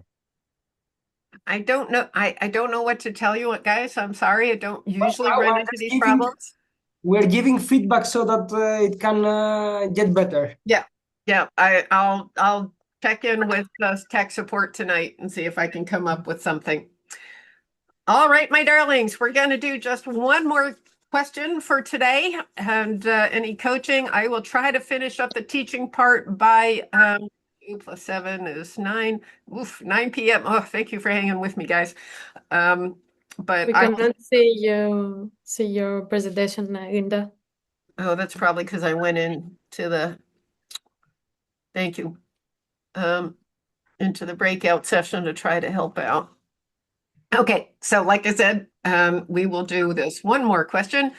And I'll try to finish all the teaching in advance of the hour. But I'll stick around and coach anybody who wants to get coached, and feel free to stay on. Another alternative, if anybody wants, is I can demonstrate how to take advantage of PowerPoint, any of the stuff you've seen, the slide masters and the other kinds of tips and tools. I think that PowerPoint is by far the best tool for pitching. I know Canva is what everybody loves, but Canva is a marketing tool, not a pitch tool. And it makes some things very difficult, and it encourages you to clutter things up. So I'm not a fan of Canva, even though I know it's a great tool. So happy to demonstrate so you can save yourself time and energy with your PowerPoints. If nobody cares, then that's also totally fine. I'm happy to end at 2 o'clock as well. All right, my darlings. Question number 3, my favorite question. Why will you win? This is about defining your differentiation, your competitive advantage up against everybody else. Please make sure you are muted if you are not talking. Thank you. I've got some feedback going on right now. Okay. So this is about competitive advantage and is absolutely key to people being interested in you, because their first assumption is usually going to be, yeah, I've seen a dozen other companies that are just like this. So why should I believe that you've got anything exciting? Now, I know you've got something different. You know you've got something different. You wouldn't be putting your blood, sweat, tears, and next month's mortgage into making the company a success if you didn't know you had a differentiation, right? But the problem is, it doesn't matter if you're right if they don't get it. It's easy to blame the audience for not getting what seems really obvious to you, but it still doesn't matter. It doesn't matter. If they don't get it, if they think that you're just one more of a crowd, then you miss an opportunity. On the grade side of things, you can show them that you're going to just completely transform your industry, or your market, or the technology, or whatever it is that you are really transforming. Just be very careful, because if you announce to an investor that you have a disruptive technology, they are going to say, yeah, sure. That's what they all tell me. Every entrepreneur tells me they're going to revolutionize stuff. Every entrepreneur tells me their financial projections are conservative. Yeah, whatever. You think that, I don't believe you, right? So the key instead is to give them the data that helps them come to that conclusion all by themselves, right? That they get to understand, oh, wow, that's what makes them different. This is going to disrupt the industry, because if they come to the conclusion by themselves, they're more likely to believe it and to remember it. Okay. I am going to mute the one that I still see is unmuted and giving me some feedback. Hopefully that'll take care of that. Sorry about that. If you need to be unmuted, raise your hand, please.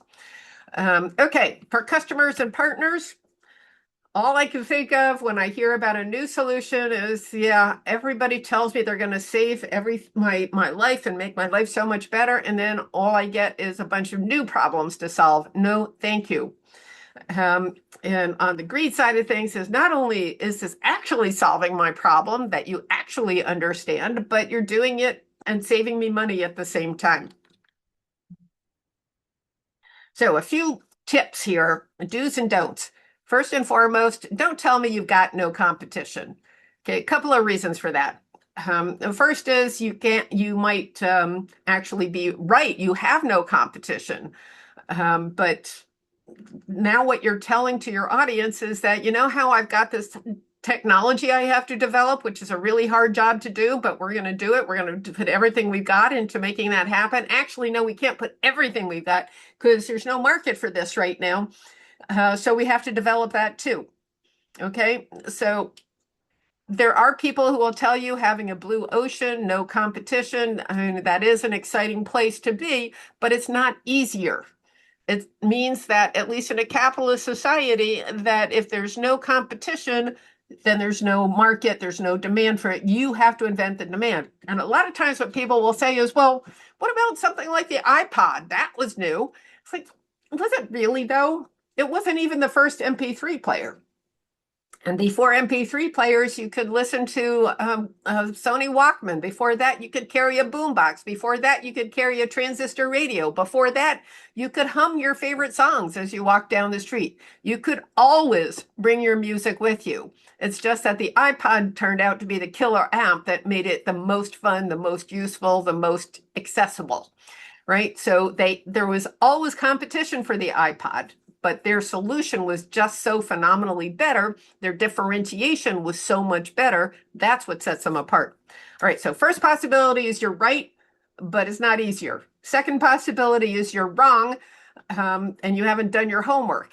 Not going to impress an investor. I promise you that the associates of the partners have been out researching you heavily and making sure they know your competition.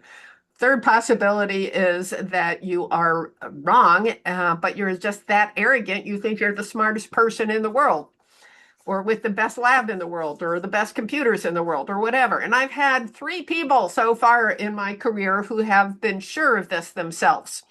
And obviously, they can't all be the smartest person in the world. So you're not that person either. And taking my tongue out of my cheek, what I really mean by this is that nobody wants to work with somebody who is so arrogant they think that just being smart is enough. There's over 8 billion people in this world. There are a lot of really smart, dedicated, motivated, hardworking people out there. Being smart is not a competitive advantage. Having a great lab is a minor competitive advantage. They're necessary. Well, maybe not even necessary for the lab, but for the being smart, it's a necessary but insufficient condition. Okay, next thing. I want you to think about competition as though you're walking into a dark room and you flip the light switch. Do you care if the light comes on or what the mechanism is behind the switch plate? You care about the light coming on, right? Too many people, when they're doing their competitive advantage, spend all their time talking about ooh, look at this cool feature. Look how fast this thing is, or look at how responsive it is, or whatever. The example I like to use is, let's say that your competitive advantage is you have a high performance engine for cars. Like, really? What the heck does that mean? What does high performance mean? Well, does it mean that it goes really, really fast? Well, that's great if I happen to be a race car driver or a wannabe race car driver who needs sponsors and to win competitions and wants groupies, right? But what if what you really want to focus on is on having a super efficient engine or an electric motor, because that's high performance in terms of acceleration and efficient in terms of fuel usage. So how do you, but it's not adequate for a certain category of race cars, right? So, and does your customer care about the efficiency, about the acceleration, about saving money, about saving the planet? Who cares about what? So it really, really matters to think about what the actual benefit is to a specific customer, not the features. Not a high performance engine. It is a fast engine. It is an efficient motor. It is the thing that your customer cares about. And the way that I like to do this, I think this is a great exercise for your management team, is to get a whiteboard and have a comprehensive list of all of the features, all the things you care about most, all the cool technology, and then go through and figure out what is the benefit of each of these to your specific customer. Write down the customer up here. What's the benefit they care about from each of them?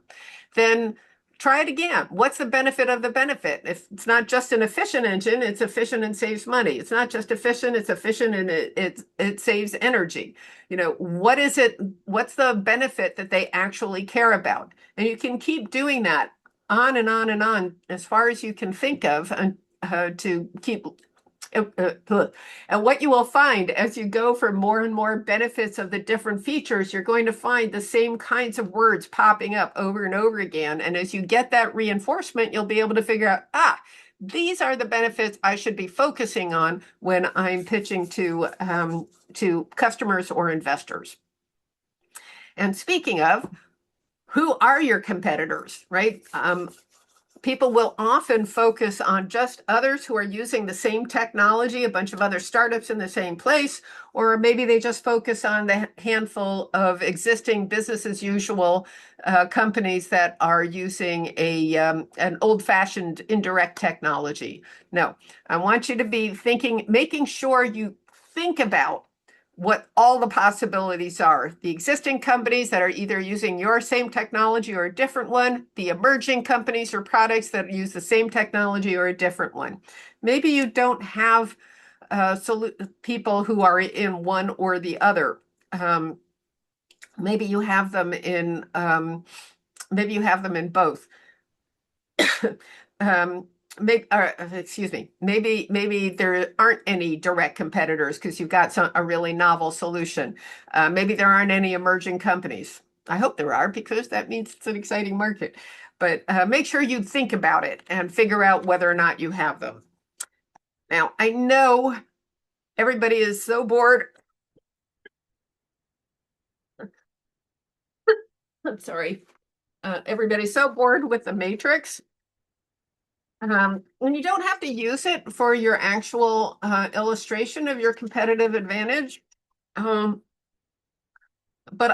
if you work with me, and I will make a special offer to you guys in a bit for doing this, but even if you don't work with me, if you work with me, we will build this matrix, because it is the best tool I have ever found for making sure that we are focused on your real competitive differentiation. All right, the niche where you are going to be head and shoulders above the rest of them.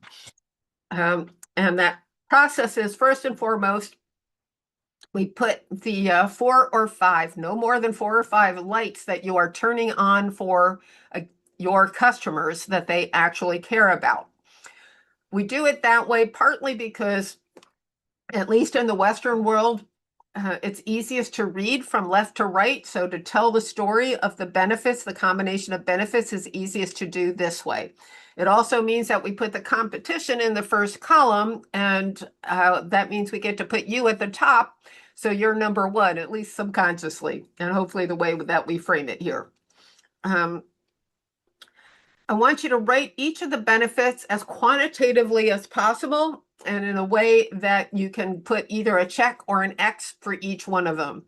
So when I say quantitatively, let's say we want to make it, let's stick with the engine and say 0 to 60 in 2 seconds or less. And yours is the only technology that will do that. Everybody else takes 3 seconds, 10 seconds, 30 seconds, whatever it is. Whereas if you just say accelerates quickly, everybody who's less than 10 seconds gets a check mark. It's not as clear. The competitive edge is not as evident if you don't make it a quantitative approach. Okay. Yeah. All right. Now, the next thing that people usually complain about is, well, is this fair? Well, it depends on what you're trying to do. This is not your competitive landscape, right? In your competitive landscape, the business as usual case has got to have a bunch of check marks, right? Benefits that they deliver to customers that customers care about. If you do not deliver one thing that the customer must have, then you have to show it here. But I'd be very concerned about having to do that because this is your advantage, your competitive advantage, not the full landscape. If you can't compete head to head on a crucial aspect, you're not ready to pitch, in my opinion. You need to be able to have something that a customer is willing to buy. Well, I mean, you need to be on that pathway. Anyway, so what we want to have here, if you cannot find 4 or 5 benefits for which you will dominate against the competition, then why do you think you have a winning proposition? It doesn't have to be everything. You're not competing against everybody for everything, but in your beachhead or in your or in some aspect of your market, you have to have a combination of benefits where you dominate. Okay. You want to be comprehensive here. Now, because this is advantage and not landscape, it's really important that you don't insult the competition, right? In fact, go out of your way to be complimentary to them because you are here framing where your advantages are versus theirs. You're not showing the full landscape. We already talked about that. And here's where the useful part comes in. Okay. If you use this matrix, or even if you take it and you make a spider chart or a magic quadrant chart, or you even just have bullets, I don't care. Whatever it is that makes it easiest for you to communicate is fine. But in any case, you're going to be telling a story. So the way to do something like that here would be to say, so this is a really crowded space. There are a number of business as usual competitors using both a very similar technology to ours and those who are doing the old-fashioned approach. The old-fashioned approach is really solid for benefits 2 and 3. And there's even an emerging company using a similar technology to ours that's pretty strong in benefit number 2. But here's the thing. What our customers have told us after hundreds and hundreds of interviews, what they've told us is they are looking for the combination of benefits 1, 2, 3, and 4, which are all about yada, yada, yada.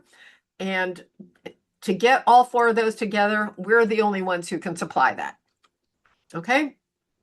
So that is as opposed to what most people will do, which is to come in and say, okay, so for benefit number 1, we're good because of this, and they're bad because of this, and they're bad because of this other thing, da da da da da, yada yada yada. Benefit number 2, blah blah blah. It's exhausting and boring to listen to. Tell a story. Don't just read a list. Even if you've got bullets, make sure it comprises a story. Okay. This is one of my favorite tools. Of course, all my tools are my favorites that I share with you, just like all my questions are my favorite. But usually what happens after we do this one together, we come up with a better tagline for your business. Remember back on that title slide, I said, I want to know why I want to listen to this pitch, not what you do. I don't care what you do till I know why I should care. And this is a great tool for extracting that aspect.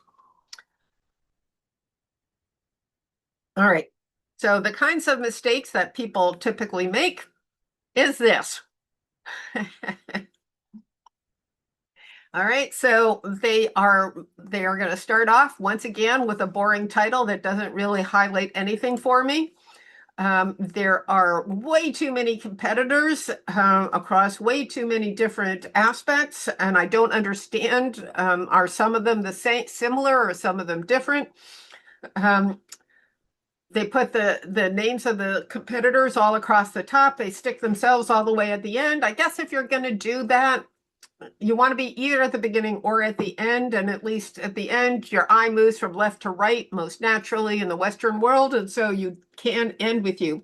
But it's really hard to read. Plus, you can't. You have to look here to see what the check marks and the coloring says, and then come back here and read what it's about. It's a very difficult way to parse the information that you actually care about. Too many different things that are almost all are features, less than 400 calories per serving. That's a nice quantitative, that's a benefit that I can 100% get behind. And I'm going to be looking for where that is a check mark, for instance. Do I care about AI powered timing control? No, I don't care that it's AI powered. What I care about is that the control is that the microwave heating is automated. Right, that I'm not going to overcook or undercook it, etc. So some of these are pretty good. Price point here is good. Prep time of less than 5 minutes. All of that stuff is very handy. I do like using red, yellow, and green. That's a universal kind of thing. You'll see I've got an orange in here. I really hate having multiple check marks, because now you're asking me to parse information again. Remember, your audience is going to have 40 to 80 seconds on average to look at this chart and try to extract information from it. How on earth am I supposed to parse not only that there are checks and X's, but also there are different numbers of checks and X's? Coloring helps with that much more than the number of checks and so on. And if you use this less than 400 calories per serving, then I don't even know what these multiple check marks really mean to you. Okay. Don't leave blanks in there. I get this all the time. People just have check marks in, or they've got just X's. Usually it's just check marks and then everything else is blank. Blank doesn't tell me anything. Maybe it's an X, or maybe it means you haven't done your homework there yet. You just don't know whether they're stronger or not. Don't leave it to the imagination and processing time, mental processing time of your audience. Instead, fill it in for them. Make it easy. What was I saying about this one? Oh, writing in varies. I mean, that says to me that you need to parse the benefit more clearly. It's not just about organic ingredients. It's 100% organic or not. It really depends on what the actual benefit is to the customer. Okay, so here we go with the same thing. You'll notice that what I've done here is I've captured some of these same names here, but I put them in categories. So I picked the most famous fictional companies here. Microwave Mania is a type of frozen entree, non-frozen and pre-made meal kits. That's Blue Fresh. Restaurant delivery from the big name local restaurant, or you can cook at home, right? So this is a way to vastly simplify this by talk about categories of competitors.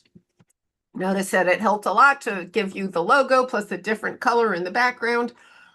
And notice that these 4 to 5 have captured the aspects of the benefits where Mama's is the strongest, right? If any of these was an X, that they cared about, like if it was an X instead of the meeting the price point, then that would be a great big deal. You can't get away with hiding something like that. But we have the less than $12 per person, managed portions and calories, high nutrition at low salt, and restaurant quality in 5 minutes. And we do that for across the board. Frozen entrees make it easy to manage your portions and calories, but we all know it's not restaurant quality, baby. From the non-frozen pre-made meal kits, fun to use, expensive, not 5 minutes for sure. Restaurant delivery, well, by the time DoorDash gets to you, or Volt, or whoever you have locally gets it to you, it's not restaurant quality anymore, right? And finally, home cooking takes the time, and well, how well do we manage our I guess if you're much more systematic than I am, you'll manage the portions, calories better. I just keep eating. Anyway, you can manage your costs, you manage the nutrition and the salt much more easily.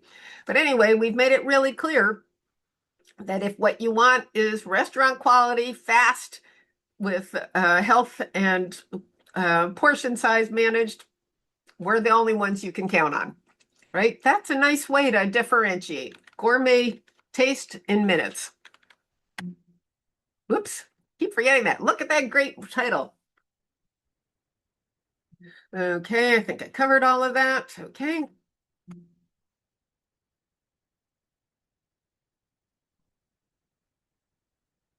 Oh, right.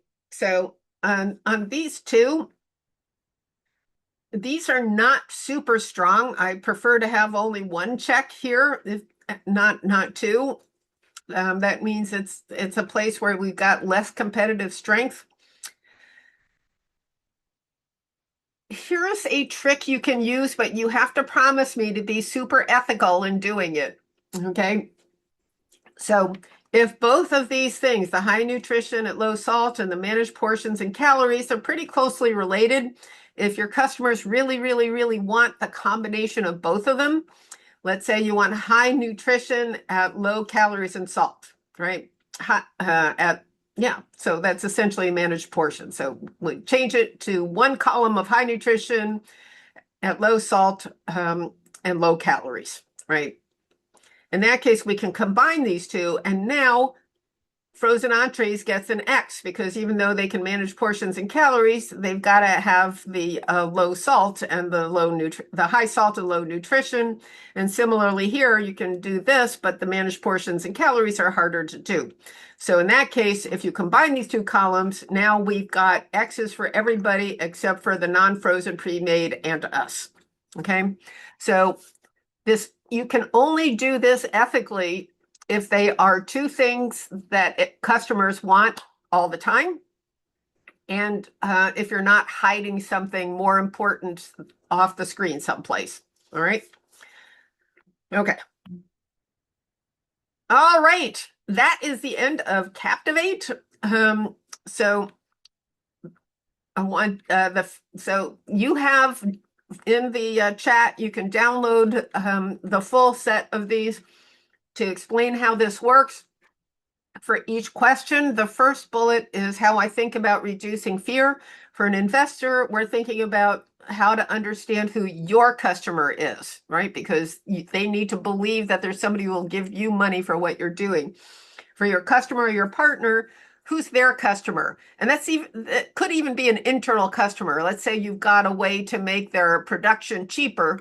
So the customer you have is their production manager or their floor workers, right? They still have to buy into it to use it in order to make it worthwhile. Or it may be the customers that they sell to. You have to understand who that person is, and what their pain is. The second bullet in each line, each row, is how I think about increasing greed. And in both cases, what you want to look for is a significant market pain that they're already spending money on. So there's already a market you can grow into, because they obviously have the money available, or they wouldn't be paying for inadequate solutions. Question 2 allows you, if you focus on business and have a compelling secret sauce to address that market pain, you now have a great add-on to the question one.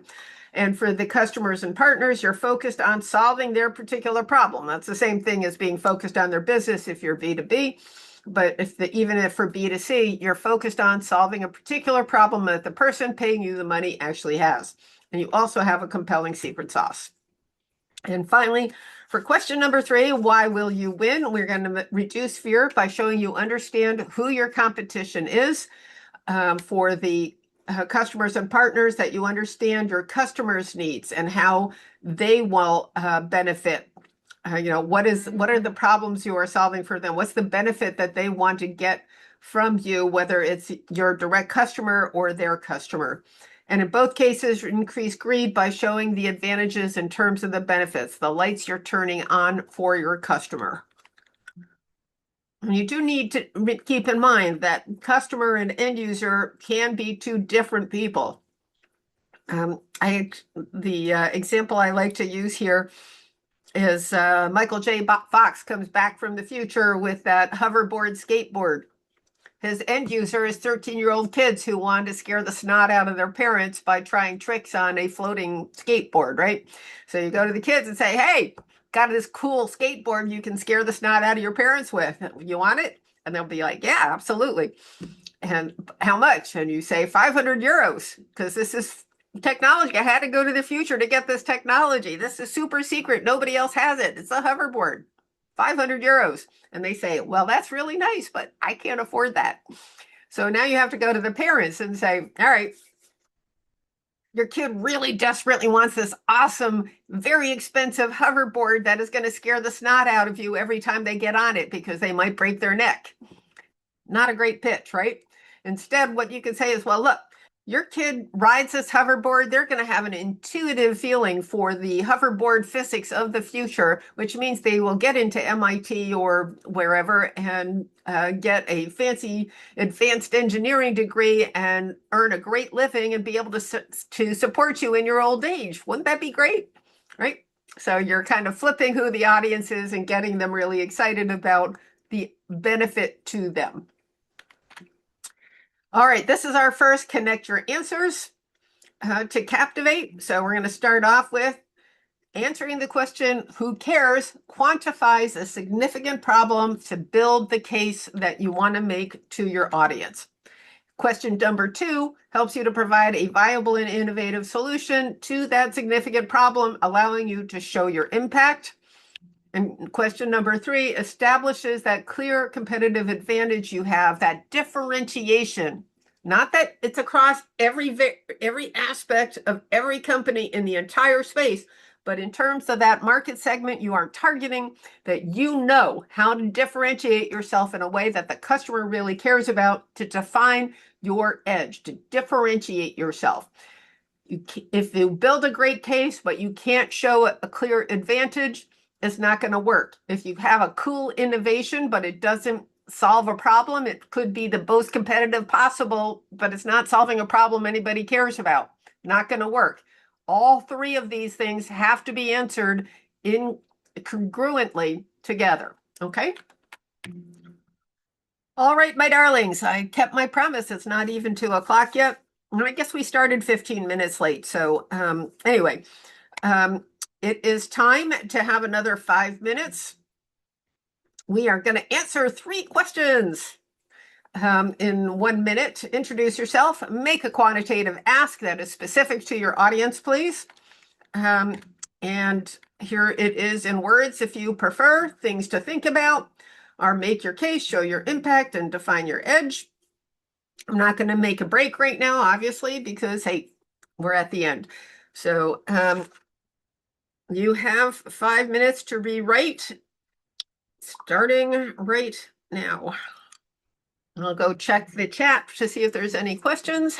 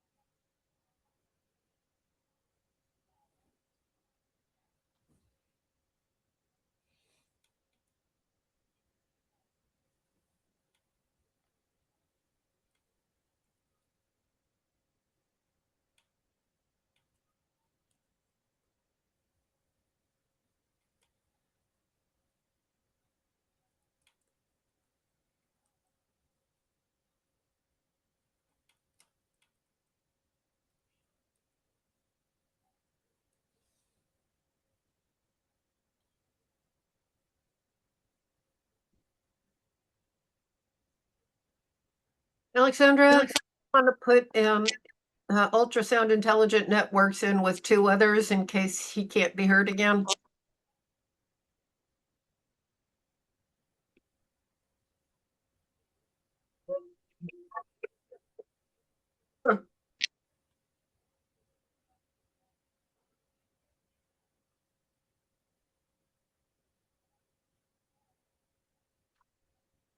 About 2 minutes.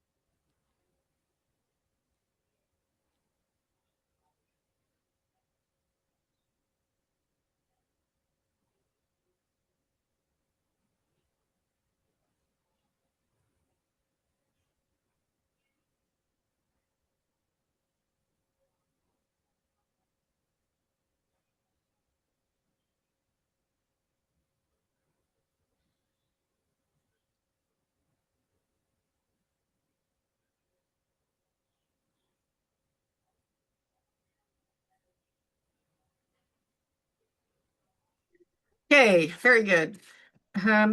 So we have our first volunteer is Anastasia because she didn't get a chance to do the breakout rooms last time. Just going to coach Anastasia, and then we'll do the last breakout session for those of you who need to leave.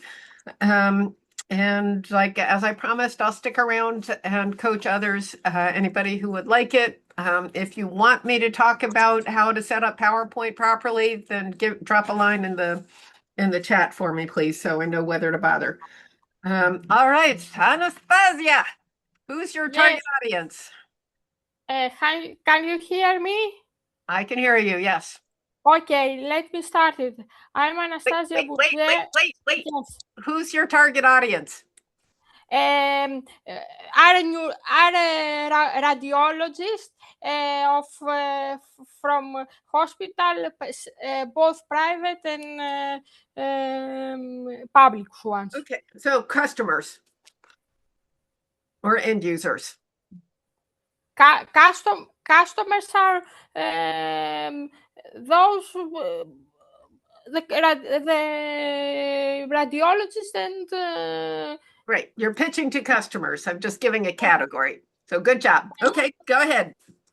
Okay, I am Anastasia Bouget. I'm neurologist and I am presenting the diagnostic team, a group of clinical and technical experts. Radiologists face overwhelming pressure and burnout due to rising imaging volumes and global workforce shortage. Currently, tracking patients' progress through longitudinal brain CT scan is a highly manual, time-consuming process. Our solution is diagnostic and AI-powered medical imaging software. We simplify brain imaging by automatically aligning set scans across different time points and scanner. Our system compares these scans and uses explainable AI heat maps to detect new or evolving findings, effectively reducing the risk of missed subtle changes. Unlike fragmented solutions restricted to surgery or niche disease, DiagnoSite is built for routine standardization. We are completely system agnostic, integrating seamlessly with existing hospital infrastructure without requiring specialized hardware. We are currently building an early stage prototype and are seeking partnerships to demonstrate measurable clinical time savings. Join us in making brain imaging alignment a simple one-click reality. Okay. 1 minute and 28 seconds. That was a lot of information packed into a short period of time. I'll give you some of the same pushback I gave earlier, which is that if you could talk as fast as you can, putting all the information together as quickly as you can and talk about it in kind of a sing-song way, up and down, like you are reading a script, it's hard to follow. Okay, so I'm putting an artificial constraint of a 1-minute pitch on you, and I understand that, especially if English isn't your first language, is asking a lot. So it's fine that it came out that way for here. I just want to emphasize that if you have this opportunity where you are talking to somebody who has actual money, not me, then you want to definitely slow down and cover fewer things in that thing. Let me see if and actually, kudos. I love that we've got actual people who are developing the technology and using the technology as a radiologist yourself, that you are working to get an improvement out to the real world. It's not easy to go from technology to business concepts, but it's possible. We've seen it. We see it happen all the time. Okay. All right. So my understanding of the problem is that brain CTs are difficult. They expose the patients to too much radiation, and it is and maybe not as precise as it needs to be. I didn't actually get that. Can you help me understand the problem a little more clearly? The alignment of CTs is something that the radiologists have to do in emergency departments, and it is prone to errors because they are pressed from the time they have to take to make the diagnosis. So they have to do it by hand. So, but with our hardware, they don't have. With our software, they don't have to do with hand now. This is going to be automatically, so they will earn time and get a correct diagnosis, which is after very important to give this diagnosis to neurologists and to save the life of patients. Perhaps one person. Okay. Stop. Too much information. I'm having trouble keeping up. Okay. So here's what I don't understand from what you just said. It sounds like it's very hard, especially in a short period of time, to get the exact right location and image of what you need to see. And so, but you're pressed for time because resources are limited. And so what happens is you take a scan, you get it to the neurologist, and either they misdiagnose or they tell you, I didn't see what I needed to see, go back and do it again. Is that right? The neurologist is not going to tell you do it again. The neurologist is going to take the diagnosis that the radiologists make from the CT, no? But if they make wrong diagnosis, this is going to put problem to the clinician one, which is the neurologist. All right. So is the radiologist is the person who analyzes the image different from the person who does the scan? Yes, the scan is going to make from the technician one, and then stop. Okay, sorry. Okay, so your software is helping the person analyzing the scan or the person who's setting it up? The person who analyzes, the radiologist. Okay. Who set up. The person who's analyzing the scan. I'm sorry to be using very stupid terminology instead of the professional terminology, but I have to be careful because I'm not an expert and I keep forgetting. So There we go. All right. So what you're doing is sort of a take on, I mean, I've had lots and lots of radiologists over the years who have focused on, say, breast imaging for breast cancer. So it sounds like what you're telling me is you've gotten even more sophisticated software that allows you to extract the correct data from the from brain scans. Is that right? Yes, to make better the alignment one. And why is the brain so hard to do? Because in the city, the brain city, perhaps in emergency, that maybe the patient who is getting there, maybe move the brain, no, the head, no, or it makes very quickly when it came and he's in a. So it's a big volume with complicated structures, and you have to hold still for a long time. And yeah, you have to make it correct and use the line, the best one the to alignment right. make it the more better you can. Okay, let's see what I can do for you. Okay, what do we got for new diagnostics? All right. So, Calispera, Linda Plata here, CEO at Diagnostics with absolutely zero experience as a radiologist. So our focus is on analyzing scans of the brain. Radiology of brains is complicated due to the nature of the complexity of a brain, the bone structures, and the fact, so we have to take a long time to scan, and that means it's very difficult to not have motion. As a result, we get blurs, we get artifacts, we get other issues that are very difficult for even an experienced radiologist to properly assess. With Diagnostic, that problem goes away. Our software rapidly extracts the information that's crucial to understand, gives the radiologist the insights that they need in order to provide a diagnosis directly to the neurologist. It's a software solution. We do have some hardware that can be used to further augment the scans, but we are really excited to provide this as a solution to radiologists everywhere to make scanning faster, more accurate, analysis faster, more accurate, and with a higher rate of accurate diagnoses. We're currently raising, you didn't make an ask, girlfriend, for X amount of money in order to move forward. Or if you did, I forgot it. Okay? No, I didn't. Bad girl. Anyway, so you see the difference there, where I'm making sure that the audience understands what the actual issue is before we get into the what it is that you do. Was that helpful?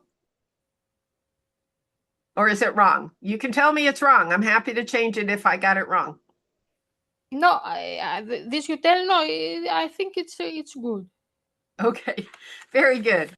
All right, my darlings, we are a little bit past 9 p.m. Thank you for hanging in here for so long. Tomorrow we're going to cover the other 7 questions, and we'll also, which way should we do it? Probably what I'll do, if you have any pitch questions right at the beginning, we'll take some time for that. But afterwards, what we're going to do is just go one question at a time and do the same kinds of coaching. So I'm going to try to get to every team that is here. If we run out of teams and not out of interest, I guess we can skip the coaching, but I'm happy to do it. And I guess before, let me quickly go through one other thing I wanted to mention to you guys. Let me do the closing, and then we'll do a breakout session with whoever is left. So congratulations, you have captivated your audience. We've built the case, showed your impact, and defined your edge. I do want to say that I am offering a huge discount over my normal fees in order to encourage you guys, if you are interested. We will, the way it works is you send me your deck, preferably in PowerPoint. Doesn't have to be perfect. I can put in a handout for this. We're going to meet by Zoom. And you're going to pitch just like we're doing today. I'm going to ask you a bunch of questions. I'm going to give you pushback. We're going to collaborate. Going to rebuild your entire deck from the ground up on all 10 questions. And I will pitch the full version back to you as well as a short version if you have that. You'll get the recordings, the edited version of the PowerPoint, and then you need to continuously refine and improve it. And that's about it. It's 100 euros for 1.5 hours. It is not essential. It's not required. It's not anything. It's just there if it's something that you would find valuable. Okay. I'll put that's in the handouts already, so we'll just leave it at that. I've never made an offer like that in the middle of a workshop. I feel kind of weird about it, but hopefully it's something that's of interest, or at least was not long enough to be boring. Okay, so let's see. I think what we're going to do now is let's go ahead and do the breakout session, please. Alexandra, can you please set up the, we have fewer people since sensible people are all in bed now. Yes, of course. If you pitched before and haven't coached yet, make sure you coach this time. Coaching is important.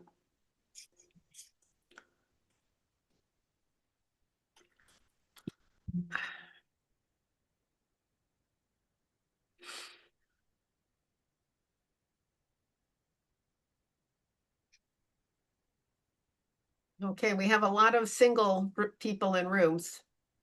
I'm gonna fix that.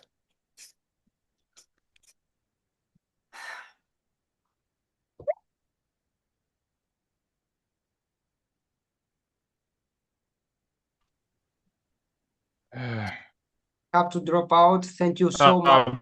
Linda, amazing work. See you Linda. tomorrow. Yeah. Thank you so much. Yep. Yeah, Linda, me as well. I have to go as well. It was really amazing and really helpful. And see you tomorrow as well. So sounds great. Thank you. Linda, thank you very much. See you tomorrow. Bye bye. You betcha.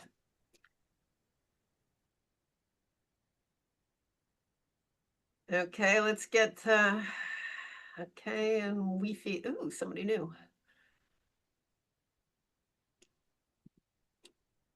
Wi-Fi goes into Safe Touch in room 10.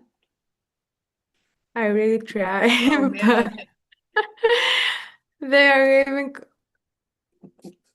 Yeah, it's probably a good idea when I'm on the last coaching session to try to set the rooms up at that point.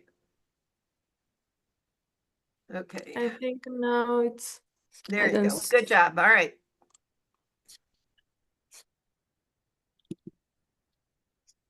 Dimitris?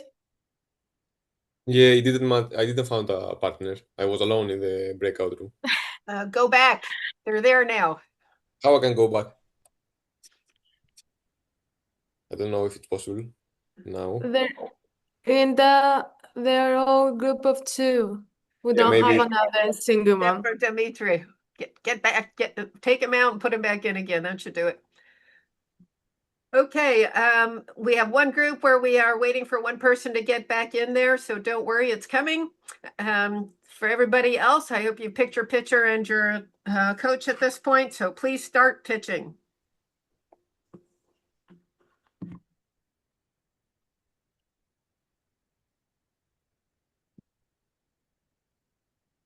Can you not get in? Oops.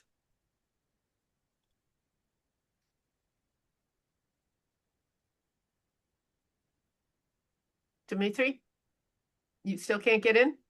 Yeah, I can't find a way. It's room 7. There should How be can an I? invitation. I don't have an invitation yet.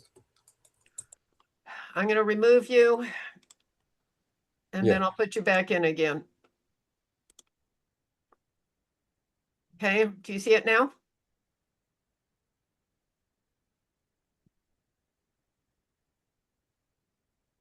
Doesn't look that way. There we go. Yeah.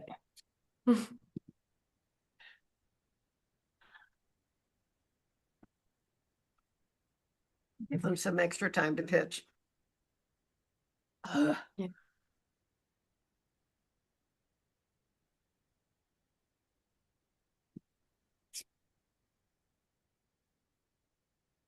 Well, so nice to see you for the first time.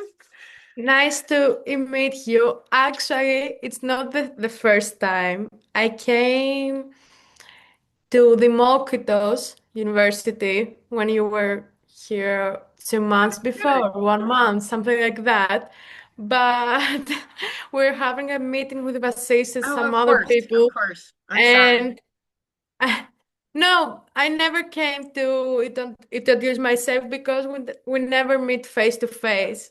I didn't even recognize Anna Maria. It was so embarrassing, but she's grown up so much. She doesn't, I don't remember her looking like that at all. Okay, let me tell them to go ahead to the next one. Oh my God, I've been broadcasting this whole time. I'm sorry. It's time to start coaching. Oh, that's embarrassing.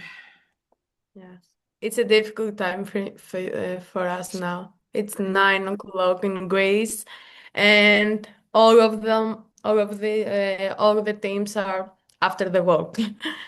I'm Well, still in the office. I am. It's nice that there's still anybody here. Yes, So I hope that means they got a lot out of the whole thing. I'm sure about it. Your Good. workshop is I just very feel so exciting. bad. I feel like my brain doesn't work at all, and it feels like I'm being an idiot the whole time. I have to stop apologizing for it because obviously other people aren't seeing it that way. But holy cow. No, it's not like that. You're perfect.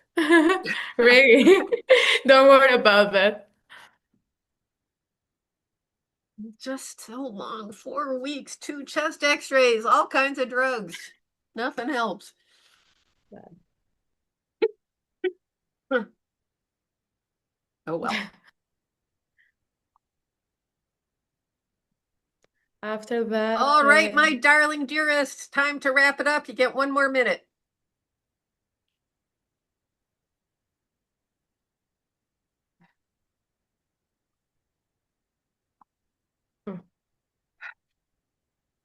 after that, what do you have?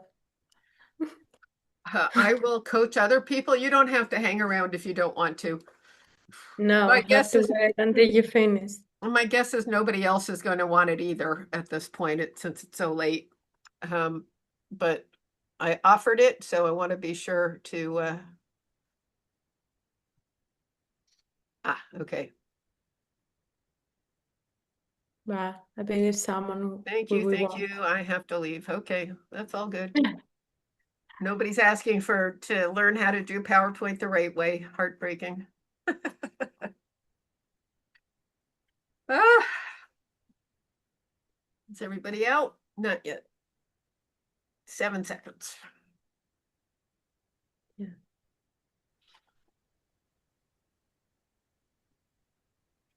All right, my darlings, welcome back. Thank you so much for hanging in here until 9 o'clock at night. You are all just amazing. Thank you so much. If anybody else wants to stick around for 1 minute coaching, please do. Otherwise, you are welcome, and wished a good evening and some great halloumi or something else good for dinner. Oh, don't forget the baklava. I know that's not Greek, but it's my favorite. So have some for me since we don't have good baklava here. Okay, thank you, Linda. Thank you. Thanks a lot. Thank you. Thank you. Thank you. Thank you and goodbye. Bye. Thank you. Goodbye. Bye. Guys rock.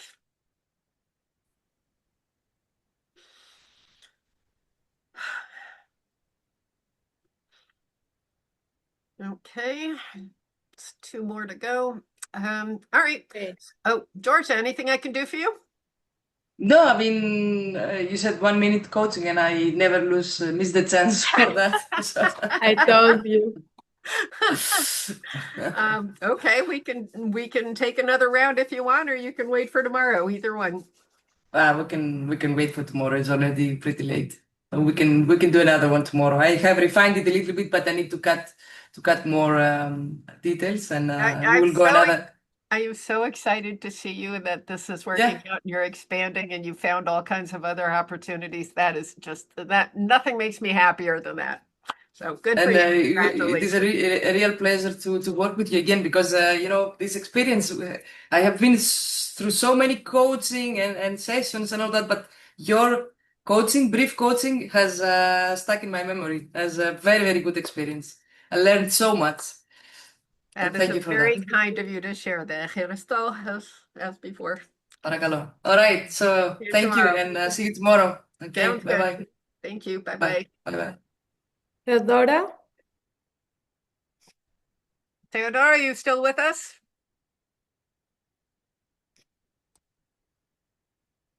Is she still in the room? No. I guess we're done. All I've got in chat is requests for or thanks. See you later. Yes, Which is no, you completely don't have reasonable. any. You too. Have a nice evening. Thank you. And I will see you same time, same bat station tomorrow. Yeah, not same place, but yes, same time, same. All the others the same. Goodbye. Bye-bye.